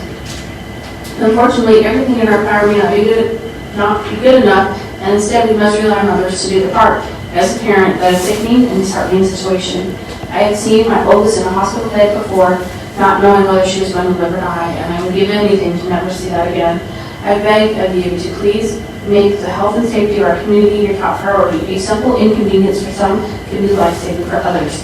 Let's mandate masks in all and public places. Thank you for your time. Sincerely, Shannon Gurdon. Gail Vogt. My husband and I live on Lazy Mountain, just 1 mile outside of Palmer city limits. We are in our mid-60s, which puts us in a higher risk category. We wear masks whenever we go outside our home or we will interact with other people. We do all our grocery shopping and most of all our other shopping in businesses in Palmer. We feel strongly about keeping our spending local. Since COVID hit the state, we have consciously limited our in-person shopping to businesses that require employees, staff, and customers to wear masks alongside their businesses. This means there are many stores, restaurants, and breweries that no longer get our business because they do not mandate mask wearing. Still, my husband and I often find that out of necessity, we need to go to places that either don't require masks, the post office, or in the grocery stores that say they require masks, but it is not enforced. The total disregard of those refusing to wear masks is troubling and baffling. I don't understand how anyone could care they're directly responsible for causing severe illness or even death to someone, especially when it could be prevented by simply wearing a few pieces of cloth over their face for the 15 minutes they're inside a public place. It was with disappointment and disbelief that I saw a recent photo in the front page of the expansion of a local business where everyone in the photo is wearing masks except our very own Palmer mayor, and it reads, for blatant disregard for the health and safety of her constituents that she pledged to serve and protect us was captured right there in that photo. The spread of the coronavirus has spiraled out of control in the valley, including the city of Parler. Our local hospital's ICU is nearly at capacity. Science is treatment masks do work, but only if everyone wears them whenever they are in the company of others. Masks are a proven and critical tool in helping to control the spread of the virus, especially when coupled with the other safety protocols already in place. There are dozens of viable scientific studies from prominent universities, research institutes, and hospitals treating that masks work so instead of COVID-19. A temporary mask mandate is something we very much need to put forward in order to protect the residents of Palmer and the people who shop here.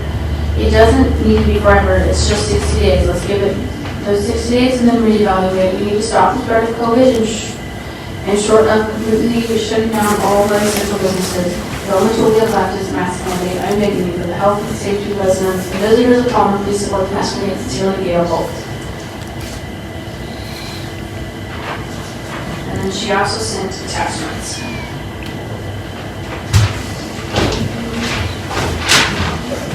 You read them all? You're firing me already? No, I'm taking your spot. You get mine up for a while. Is that okay down here? Sure. Okay. They don't put your backwash in the top You can place. just move it down, I can move it down to the next. And then I just went ahead and skipped the email from Lisa Wade, who actually testified in person at the next meeting. Oh, Madam Mayor? If I may, is that okay, Mayor? Sure. Okay, so, I didn't tell you my Mary was over here. The council had decided as a group, and it was announced at last meeting that, well, I remember it was announced at last meeting that we would repeat the testimony of those that came up and spoke. So I noticed that, but I don't remember what the council decided. So we do have all of the testimony flagged of people who testified, the 40 or 60 some who had not testified. So we're very happy to do what the council wishes. So we do have them flagged so that we can, go through them, not miss them, but they are in the record, in the written record. We can move along, or is it the wish of the council to have those read in the record? We couldn't totally remember what the wish of the council was. I just remember what I stated. We talked about. Okay. We did talk about it, and we agreed that we would not duplicate reading them because they came in person. We didn't decide, I don't think. I thought that we had a consensus, maybe, but, Yeah. okay. Yeah. I mean, so we wouldn't allow a person to testify twice in person, so. Look at that white guy in the white shirt, he's only testified about 25 times, without a mask in the city. And in in person, person on a public hearing, So he has testified many times without a mask, and we never started. I just meant during public hearing. Yes. We'll public hearing then on the discussion. So, but yeah, I think, since we're shut on time, close on time, Okay. so, yeah. So that's Anybody online want to hear from somebody that's already full 10% people saying, yeah, Councilwoman Valerius. Thank you, Madam Mayor. I thought we did discuss toward at the end of the last meeting that we would not read the testimony written in from those that testified in person. I thought that we had come to that decision as well last week. Thank you. Yeah, no, I think it was discussed, but I didn't know if everybody had chimed in, so. Anybody else on the council wants to chime in on it one way or the other? Okay, all right, so yeah, then go ahead. Thank you, Madam Mayor. Rain Wade. My name is Rain Wade. I was born in Palmer and still live nearby. I've enjoyed shopping here until recently. I support the mask mandate ordinance and the illogical way to slow down the spread of the state of the virus. Hopefully it will ease some of the burdens carried by our healthcare professionals. My heart goes out to them. Until this pandemic is under control, I will continue to avoid the intimacy of breathing with strangers and in close spaces unless we are all wearing masks. Mask wearing, keeping a distance, and not lingering too long in one place can help turn this around. Thank you for considering this mandate. I look forward to being able to go shopping once again. Rain Wade. Nina Wayne. Yes, please, finally, there are so many people that just aren't going to act on the good of the community without it being. Joe Weller.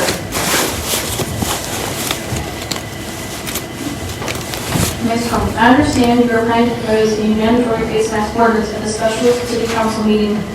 I just returned from a trip to Minnesota last Thursday, so I'm unable to attend the meeting, but wanted to speak in favor of such a mandate. My husband and I are members of that at-risk demographic, but the health of relatives I visited made the trip imperative. The COVID test I took at the airport upon my return was negative. My relatives tested negative since my departure, so I'm fairly certain and relieved that the reason we remain safe from COVID is the mask mandate in place in the airports, the airplanes, and in Minnesota in general. I estimate that in the Portland, Seattle, and Minneapolis airports, 95% of the people are all wearing masks. The only ones without were in the dining areas. Likewise, in Minnesota, all shoppers were wearing masks in the stores. On board the Alaska Airlines flights, middle seats were empty and the crews reminded us frequently to remain masked. The Anchorage airport was a different story. They were wearing masks both when I departed and when I returned. It's disheartening to me that a mandate is necessary for Alaskans to cover their noses and mouths. Masks are a simple way to try to corral the coronavirus. It's not a guarantee, we all know that. But if wearing a mask slows the spread, it seems that we should all be doing so. If it takes a mandate to prompt Alaskans to wear masks, then we should have that mandate in place. By adopting this kind of ordinance, the city of Palmer is being responsible, caring, and proactive. I am hoping your efforts are successful. Joe Butler.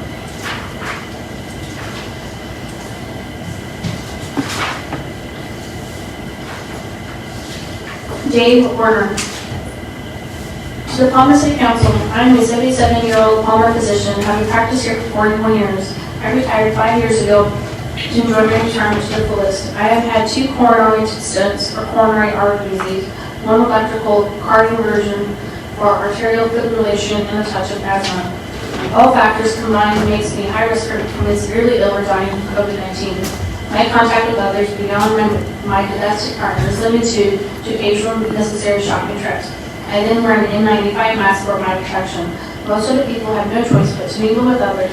I know that many patients from my past practice are also at high risk for becoming ill or dying from COVID-19. Universal masking has been proven to drastically reduce the spread of the virus. Since voluntary masking has met with resistance from some quarters, a mask mandate is necessary, at least for the city of Palmer, to help protect our citizens. My past patients, shopkeepers, their businesses, and their customers. Most people would prefer to use Palmer businesses if they can do so safely. I urge a mask mandate for the city of Palmer. Those who object can turn to shopping elsewhere. I and many others wish to stay safe as possible until the very promising vaccines are available and administered. David P. Warner, MD. Alexandria Wilson. Respected members of the Palmer City Council, I am writing in full support of ordinance number 20-016, enacting an emergency mask or face covering mandate.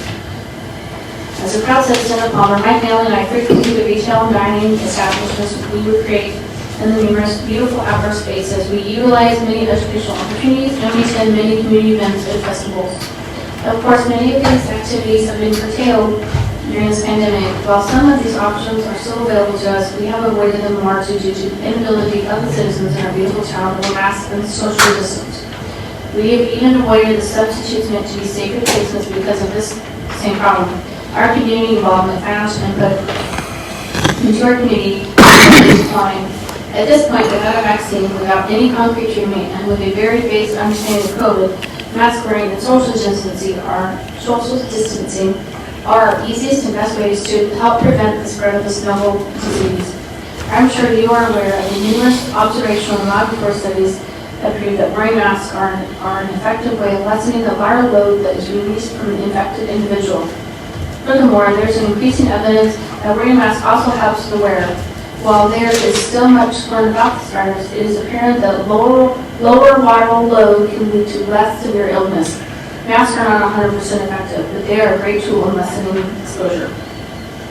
Many will argue that mandating face coverings goes against our constitutional rights. As politicians, I trust you are familiar with our Constitution. I do not count myself among the constitutional scholars, but I try to read the U.S. Constitution once per year to make sure I stand up to false constitutionalists. Mandating masks does not go against the First Amendment. Face coverings do not interfere with the content of one's speech. They impose a time, place, and manner restriction, something that is not a part of the Constitution. Furthermore, as spoken very eloquently by a Palm Beach County Court, constitutional rights and ideals of limited government do not allow citizens to wholly shirk their social obligation to their fellow Americans or to society as a whole.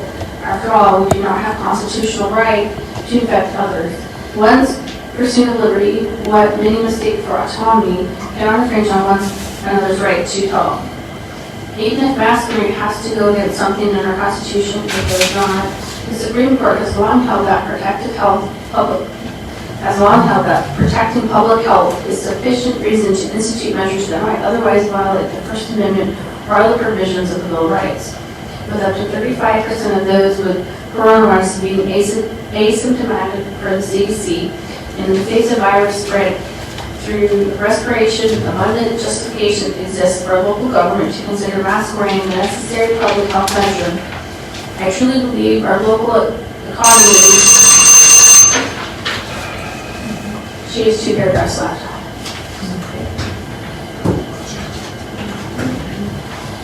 Kristen Wolf. Dear Palmer City Council members and Mayor Louise, please read this into the record. This is my 25th year as an employee of the Maxey Rural School District. My husband has been a business owner in the city of Palmer for 20 years. We implore you to mandate masks in Palmer.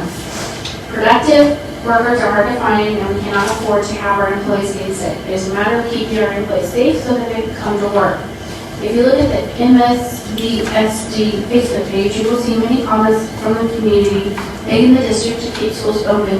The MSDSD has a mandate for students and staff to wear masks if people are being exposed to COVID-19 and then bringing it into schools and exposing others. It does not do any good to have a mandate in schools if the community is not following similar safety protocols. Mandating masks in Palmer is supporting local businesses and schools. Kristen Wolf, MD. Sophia Wright. Greetings, my name is Sophia Wright, and I'm writing in full support of Palmer mask mandate. I'm currently a senior at Palmer High, and this year has not been the best for research has shown that almost all transmissions are outside of classroom in public places such as gyms, restaurants, and stores. A mask mandate must be set in place. Currently, my school is in a temporary shutdown along with the sports teams. Yet comp teams can still be in action with no mandate. This is a great threat, as kids from around the valley are getting together outside of their small social bubbles and practicing. Precautions must be set in place for this virus won't go away. Safety should be of the utmost concern for citizens here in the valley. Change now will save our lives and our schools. Keep home safe. Best, so right.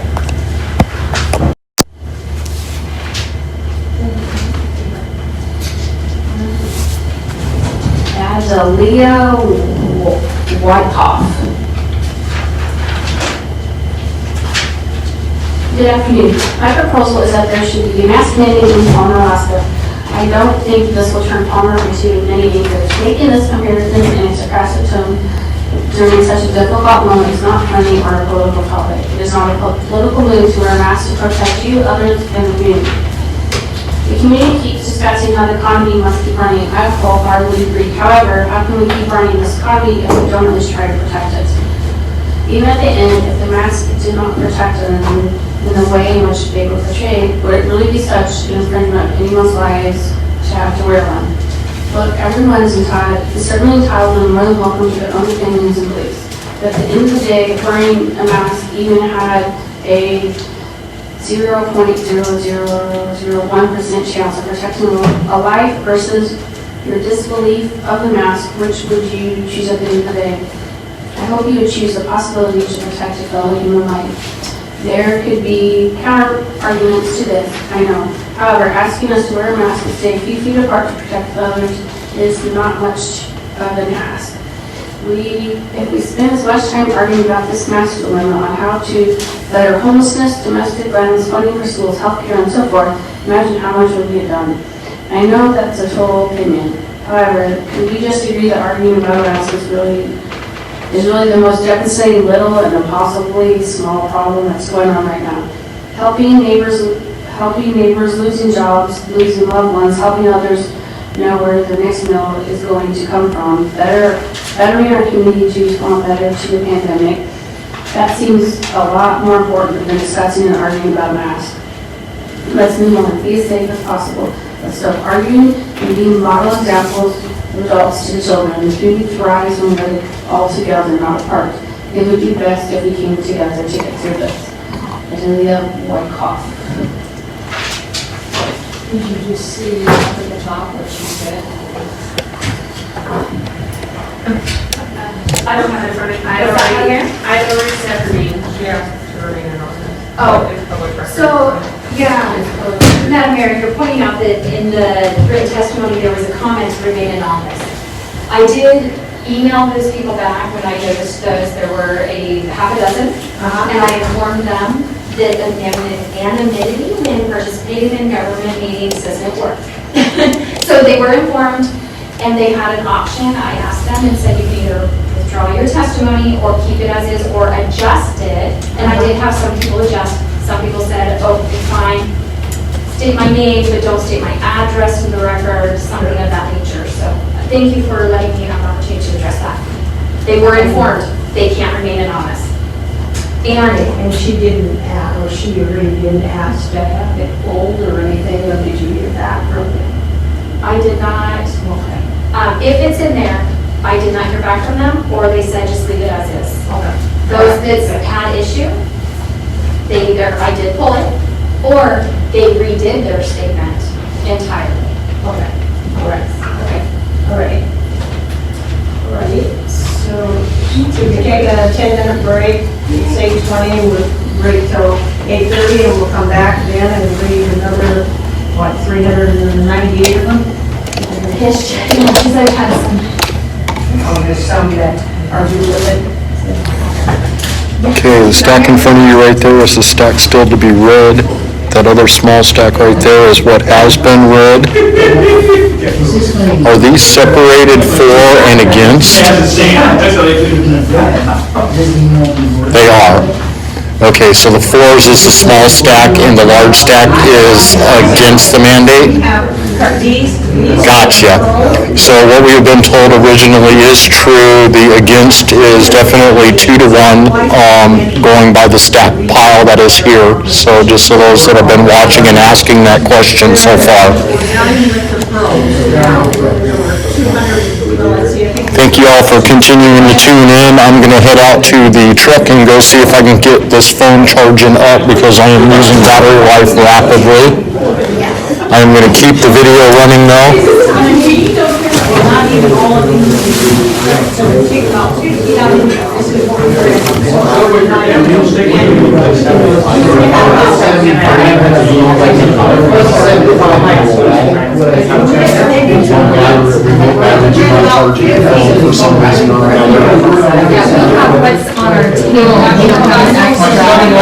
I'm sorry.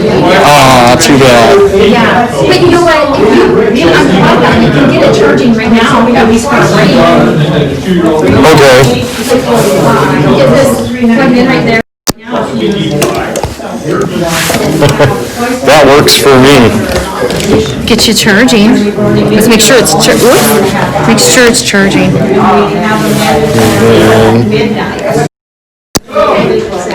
Alright folks, got my phone recharging again right now. Hopefully it'll get enough of a charge to run through the rest of the testimonies. Like I said, that is the stack right there against. That was the stack that was for. We're looking at least 2-1 against this mandate. Hopefully the phone will keep running. Don't forget to like and share this.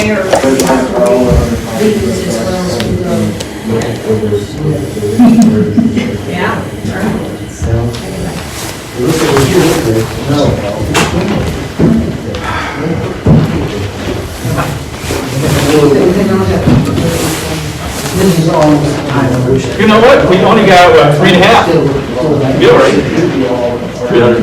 3.5 hours. Yeah. That's all that's left. Well, then. That's midnight. Yeah. You can go to midnight. We can. It'd be nice enough to do this again. But at midnight, the meeting, having taken this in, what happened? You begin discussion. I have no idea. I have no idea. Oh, people are still awake. Right, I bet it. So the copies we're talking about, like me, were copies that were not consistent in order of the street side. You see me doing a lot of shuffling right now? I'm looking for the names, and there's... So my, on the PDF, it is in the same, it was in the same order, so I don't know if maybe it's a copy. No, this is no copy. There's 2 parts there. I think the rest came with copies of this. Others, they want to get that. That would be part 1. You've got to step in order. What you do. The public doesn't. Part 2. We should have a copy of it. You had a meeting, you want to see who was about Tuesday, okay? They could probably finish. The clerk's office had a problem with the copy here last Friday. That delayed, of course, Tuesday's meeting to come out. I didn't get a copy until Monday, the hard copy. I'm not complaining about that, okay? But if you look at the copy that I've got in front of the public, you'll see in all schmeary, words difficult reading, whole message. So it's not just in order. I mean, this is absurd, because when you get something respectfully, it should be the same as the public gets. The third part is this thing which I brought up respectfully, is that part of this topic, let's get this topic, okay. The standard has been, come to the meetings, before the meeting starts, next meeting, get a copy of comments up there, hard copy. Well, these hard copies didn't appear till tonight's meeting, and this should have been. I also thought we were gonna at least get them electronically before today. I don't know, it's been, respectfully, it's been hard for you, it's been hard for me, and me being in public, but because I'm as tuned into what goes on, you know what I mean? And because I compare what one does here versus what one does in other places, and the electronic thing is insane. Why isn't this stuff as standards like I brought up for several meetings, skipping this issue of having all those comments being able to be seen, and then you add one more thing to that, where's the telephone? And by the way, before I came here, I was listening to Betty Palmer. I was cut in and off. And you know that we're getting a new system, right? I don't know what you're planning on, but I'm saying is it's also a problem of trying to follow what's going on. No. And, it was budgeted, it's already paid for, they just have to figure out installation and all that. you know, I don't know what kind of system they're getting, but, but the telephonic thing is, but this hard copy, what you get respectfully, should be what the public sees in the same order. And I believe the paper versions are, I just want you to know. No, the paper copy that I've got, and they made it, it's not great. It's not saying what you got.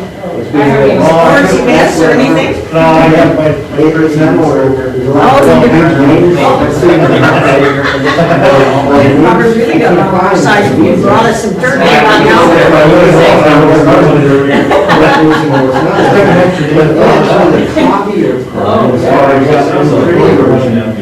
It's saying, think about this one. You take that many copies. Especially, I'm not arguing with you. Well, good thing you want it, I guess in Anchorage, they closed down more of the businesses in there, and that kind of stuff, so you were planning on going to Anchorage to shop at this. I thought it was first 9 years. The only thing we will be got, you're right, today. But no, the standard is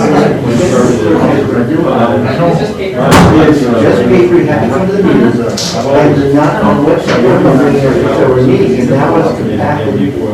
Now it's on the issue of this thing, so the standard is just what you get. It's just somebody that just wasn't a And then they have the perspective. Oh, does he? What about last night's meeting? Wasn't there a comment, just forget this issue. Wasn't there a comment, comments posted there, I'm not getting an answer from clerk. That's a concern, because your standard is, follow the meeting, you started, you had a new business, which was not this. And then you have a backlog, and then you're not going to be meeting until. Yeah, and by the way, here's, before I forget, one thing he wasn't comfortable with school was, but you may be deciding, I know what you decided, obviously, the department of the tonight, okay? Remind you that 5 o'clock Friday, the building and certification. What the hell did he plug that into? What? Okay, we're not gonna need that. I just want to, put that out. You know what I mean? Okay, I'm sorry. No, I just. That's my own. Yeah, no, anybody can come in and take pictures of it. Before we go over that, we don't have any set, freedom of the press, I guess. Right. Do you have to have a permit? No, I don't think so.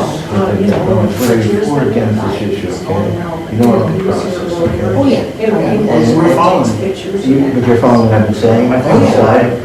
You know what I'm picking up? And you probably listen to what I'm saying here and sitting over there. And remember, I can't speak here, but it's being heard. Well, I see a smile there, because this is. I was glad that you already engaged in me. You're engaged. We usually have a slight. From time to time. But I'm looking at when I'm looking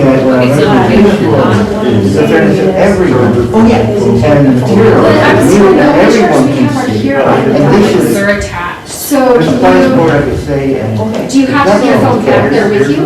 Okay. No, it's for the. They're not Can committed we- to it. Do you have your iPad up there? Yeah. You don't mean, you don't. You don't, you understand. It turns us off the computer, but, There's just so much stressing that. I'm not sure.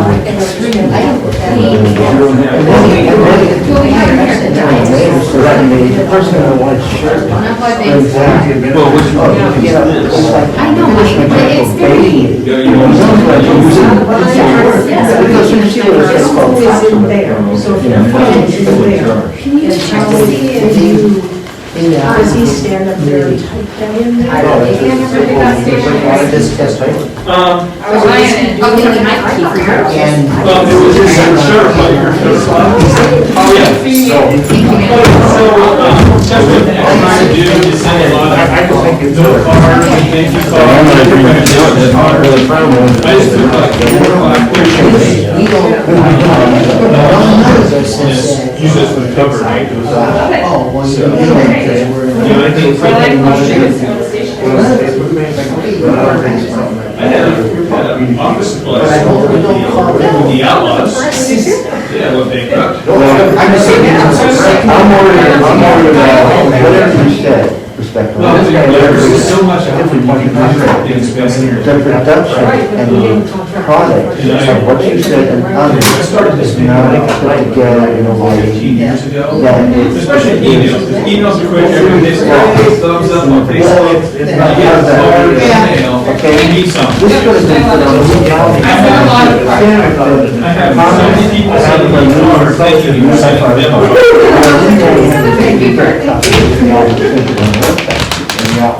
Then you have to come in. I think we're So there's a different version of it. That's cute. Yeah. So you go now, you see all the new cars. See that in California? I got the production right now, and I'm seeing this a lot of and I'm seeing that they're interesting what they were reading. And during break, you hear when my conversation was overheard during break, and said the council members, what about the writers? Just put on the record what they did, address it. What time was it we're supposed to be back? 4 minutes ago. 4 minutes ago, okay. Just hear the, oh, that's hard, because I just think we'd be back at 8:30. And I'm like, I don't remember. I'm sorry, Michael. It took us. It's okay. 5 It's and just- a half, and we have 3.5 Now that we got the attack dogs on, Okay, I'm gonna go ahead and I'm fed up. call the meeting back out of recess, and we're now in the testimony of the opponent side. And so, like as you can see from the council, and I think some of you have it, there's 398 in there. And tonight, I think the deputy mayor said we went through about 170.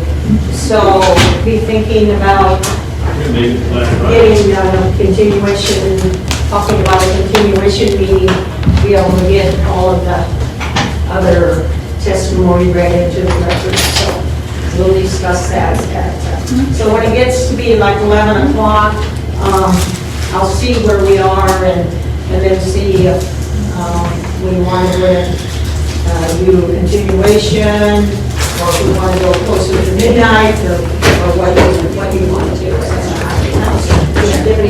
Madam Mayor, at 11, is that when we need to make a motion? Yeah. Thank you. When we can only make it for 1 hour, so I'll just see how tired everybody is, and if we're gonna have to continue another meeting, because we're not through with all of these, then, of course, I don't know, nobody has to probably go to work tomorrow except in the kitchen, maybe, okay. So ladies, are we ready? Okay.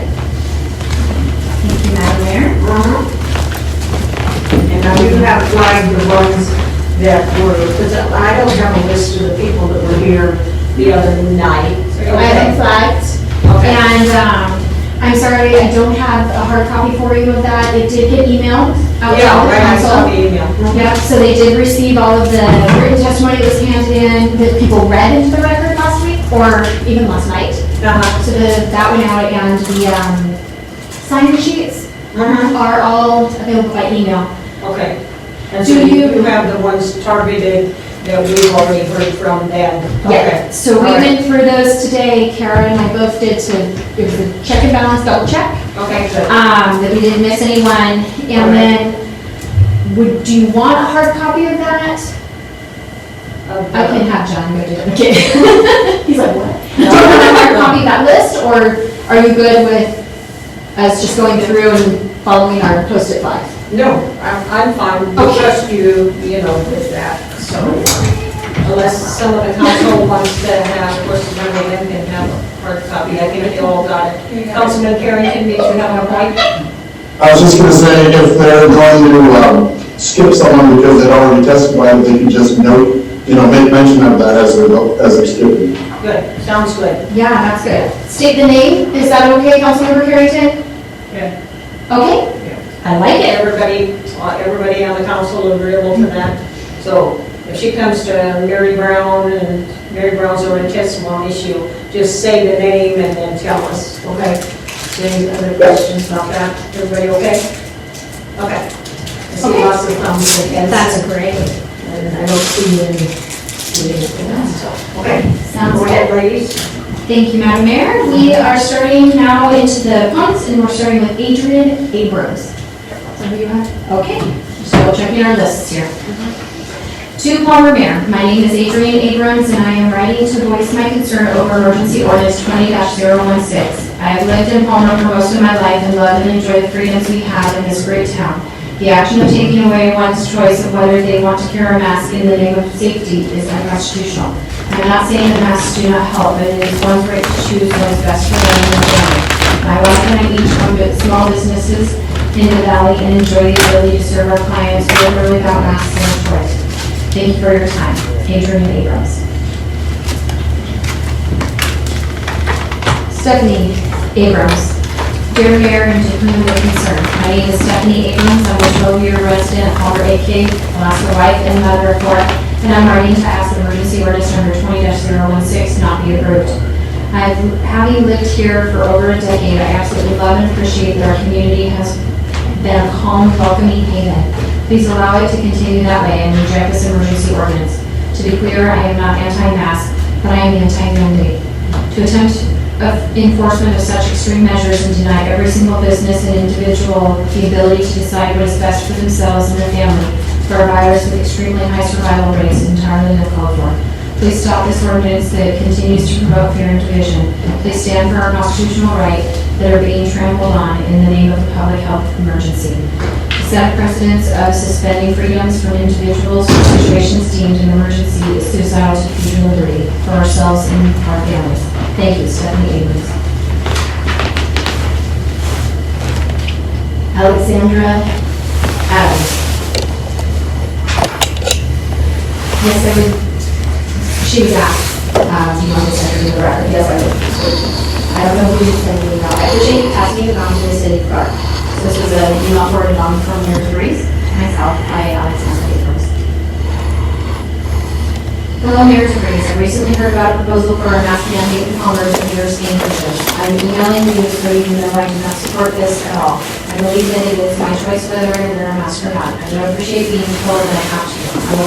I will when it is necessary, but it is still my choice. Palmer has relatively low COVID-19 cases without a mask mandate. I don't see a need for a need to for us to be forced to wear them. I really appreciate you taking the time to read my email. Thank you for your time. Alexandra. City Council. The government doesn't have the legal authority to mandate mask wearing. This authoritarian steps in mandating mask wearing is unnecessary and unconstitutional. There is no scientific basis for this steps. Not the police and exposure is inevitable as this exposure should not do. There needs to be more exposure to create a immunity, which the experts have stated will lessen the effect on society of the virus in the long term. When the Center for Disease Control released the numbers, which excluded comorbidity, only 6% of latest released total deaths were exclusively COVID-19 related. No steps were taken when H1N1 in the United States in 2009. And as our immune system was exposed, so was it strengthened, to which we have not had an effort since. The reaction to the Wuhan virus is not proportional to the threat, especially if H1N1 reaction can be a long administration and standards of success. In closing, we are Americans and our actions are un-American. It is our individual freedom to move about in this country at our own risk. If you, as an individual, feel as if you are in need of a mask, then you wear one. My absence of not wearing is not affecting me at all, just as yours of inoculation practice has not been mandated. If you feel you need a shot, you are free to get it. If not, you are free not to not get it. If masks and distancing work, then there shouldn't be any fear of someone who doesn't wear a mask, other than the government's fear that you are not complying with their tyrannical orders. And tyranny is absolutely not American. Respectfully, Parler. Tara Alderman.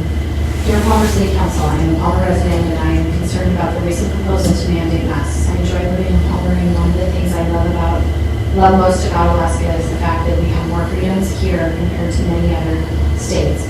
It is not the job of the government, whether local or federal, to micromanage and control our lives. We should have the freedom to make our own decisions, especially in regards to our health. Aside from the fact that it's a violation of our constitutional rights, there's still much debate in the medical community regarding mask efficacy. There are many well-respected and educated medical professionals that are against mask wearing for the general public. Masks can actually be harmful to some, causing an increased risk of bacterial infections. If there is any risk, there must be a choice. Also, many communities are seeing actual increases in cases after mandating masks. Anchorage is a perfect example. Anchorage has one of the strictest mask policies that I've seen, yet their cases are continuing to skyrocket. Just yesterday, Anchorage reported 497 cases while lapsing value of 2026. Tyrannical lockdowns and mandates don't seem to be working there, so why would we go down the same path? I'm not against masks altogether. I think businesses have a right to implement rules for their businesses, and people will have the right to make their own health decisions. This is their right, but the local government should not be issuing unconstitutional mandates in regard to my health. That is a personal choice that each person should have the freedom to make. In the information age, we all have plenty of information available to us to make an informed and educated decision. It is not up to the local government to make a decision from it.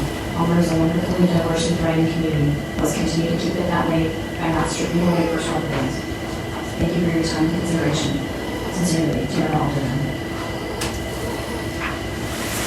I am a resident of Anchorage and only once in a while get out to Denise Allen. I am a resident of Anchorage and only once in a while get out to Palmer. I'm writing to you today to ask that you not mandate masks for your community. I am a APA in that I carry oxygen and I'm unable to wear a mask because it jams my air ports into my inside nasal passages and subsequently get no supplemental air. Once acting Mayor Quinn Davison made an all-or-nothing mask mandate, she made me a shut-in. I wrote a scathing letter, and even though I have face masks on order, they aren't here yet. As it turns out, an assembly member brought a couple of face masks to my door. How thoughtful. I was so pleased. However, part of my soapbox rant was that there are people who definitely have a problem with masks, from being brutalized, choked, being restricted from breathing, etc. I cannot imagine such a person ever having to explain awful circumstances like this to try and explain why they can't put a mask over their faces. Please don't force this. We have had 6 or 7 months of proving masks are not working and causing worse. Bacterial, pneumonia, yeast infections, sores, rashes. It's just not worth it. My husband had what we think was COVID at the end of February, beginning of March. I cared for him and never caught it. I stay washed and take extra vitamin D and zinc. Thank you. Denise Allen. Shannon Pendergrass.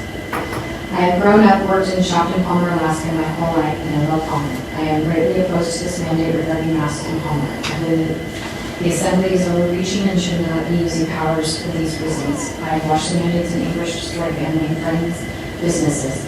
I believe residents and business owners only have enough to deal with, and we don't need battles over masks happening. The residents and community have done a great job with COVID since March. None of the mask mandates have helped Anchorage. They're simply taking away our freedom. Please don't pass this. I request that my comments be read into the record, public record, at the special meeting on November 18th. Shannon Pendergrass. Kelly Anderson Riggs.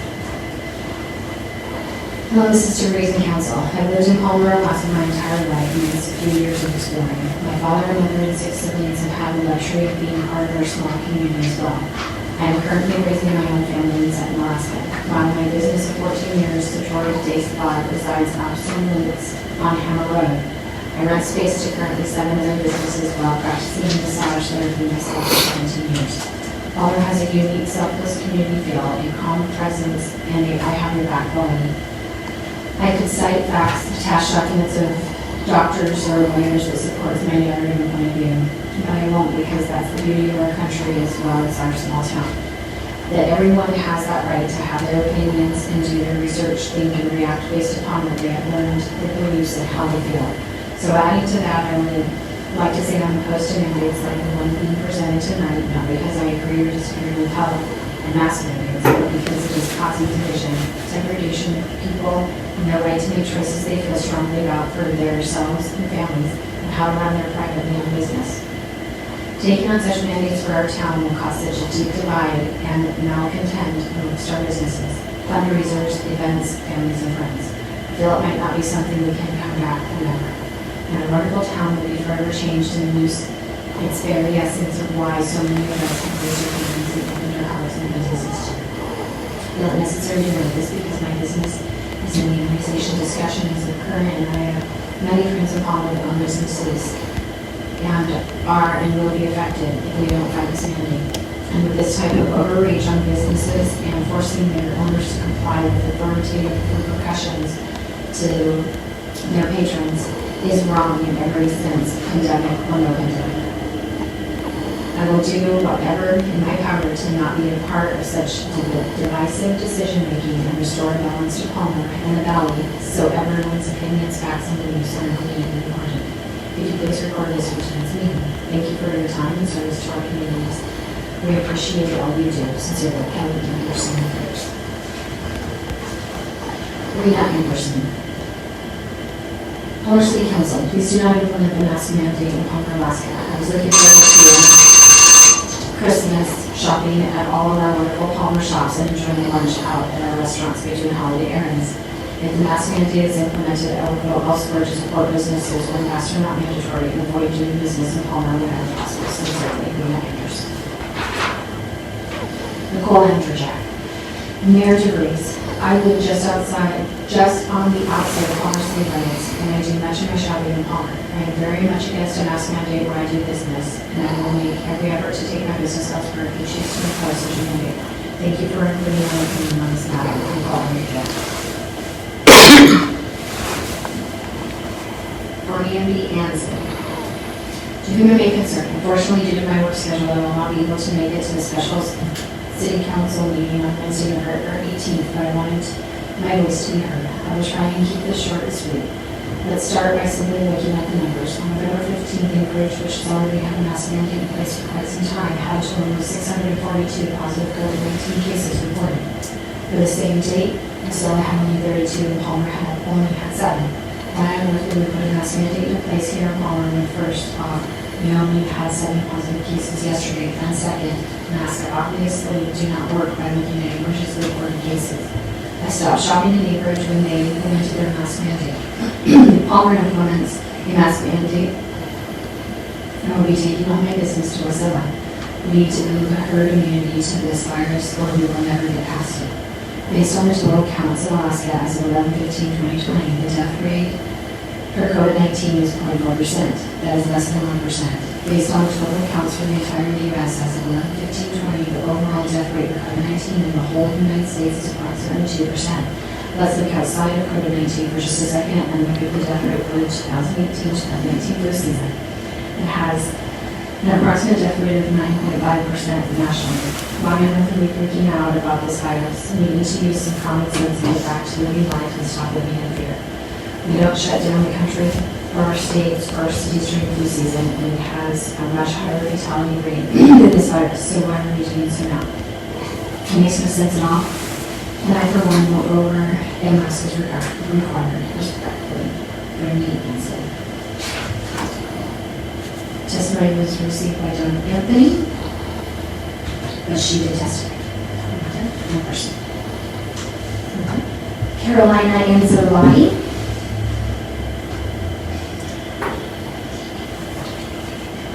Honorable Mayor, City Council members, and attendees. Due to the proposed mask mandate by the Palmer City Council toward the detriment of Palmer families, businesses, and livelihoods, I have set this text, researched, and cited before you. I have lived in this great state for 24 out of my 25 years, and I have lived and worked in beautiful Palmer for the last 5.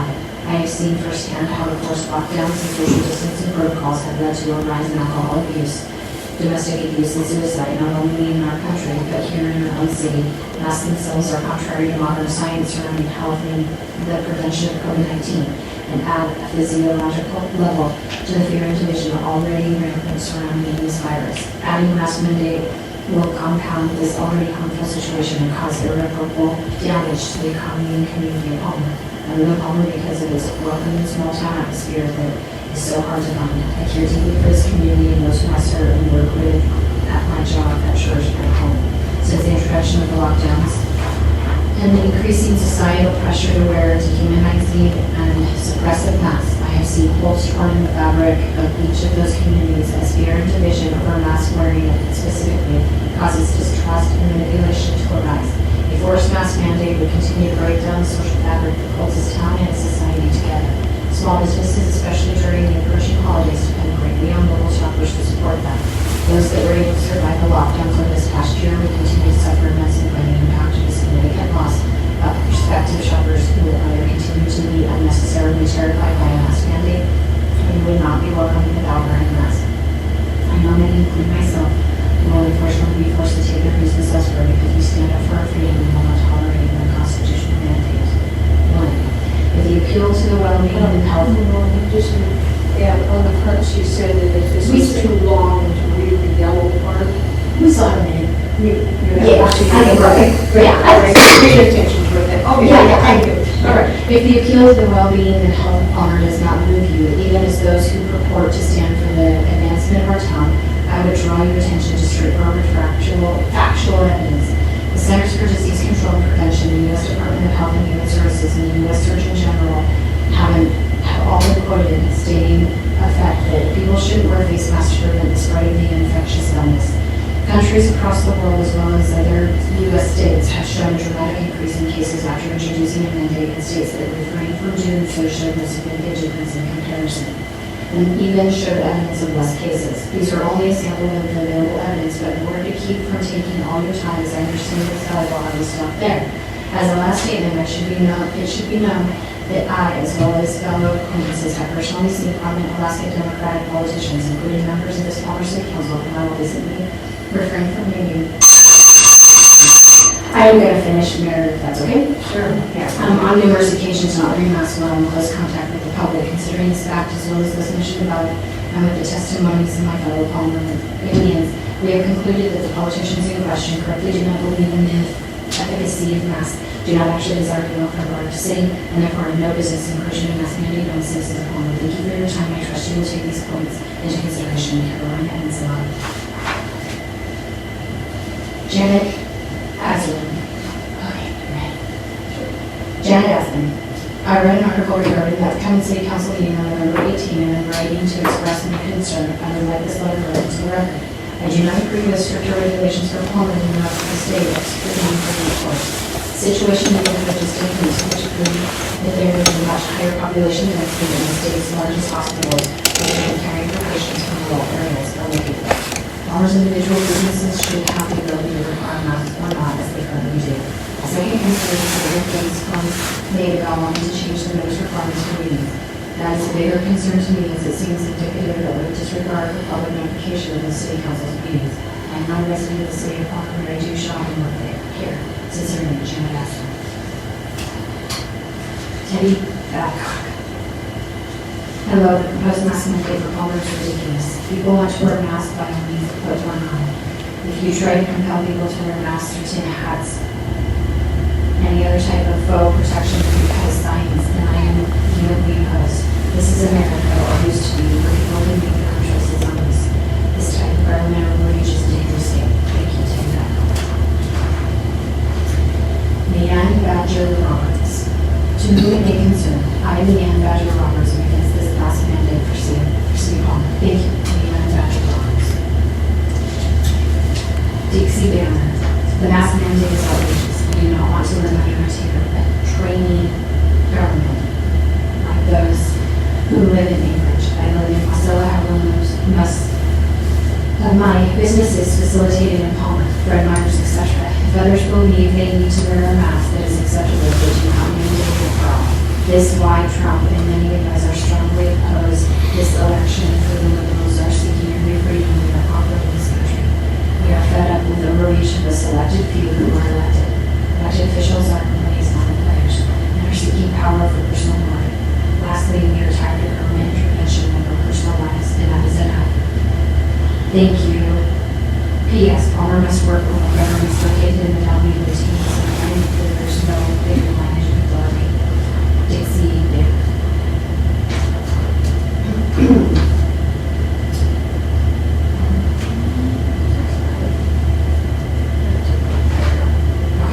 So there's an attachment that goes with Dixie's. Deborah Bear. I do not support proposed mask mandate. Deborah Bear. Harold Barco Jr. Regarding the mask ordinance, truth is vital to life and truth is powerful to save and promote safety, freedom, and well-being. After going over much information this morning, it appears that coronaviruses, which are different types of COVID-19, also known as SARS-CoV-2, being similar to viruses that cause a common cold and influenza, with a similar mortality rate of 3%. Having similar respiratory effects cannot be contained by masks. The reason is that both water droplets and nanometer-sized aerosolized fomites are too small to be stopped by mask fibers. It's like trying to stop mosquitoes with a fish net, and germ-carrying nuclei stay active in the air and on surfaces for up to 3 days. Also, masks act as receptacles for nanonuclei and become airborne or hold and transfer germs. Sadly, they are like sink sponges. While the pandemic has raised awareness, further mandates can only worsen public dangers and further unnecessary measures to prevent the civil rights. While COVID-19 turned for 100 years to 2019,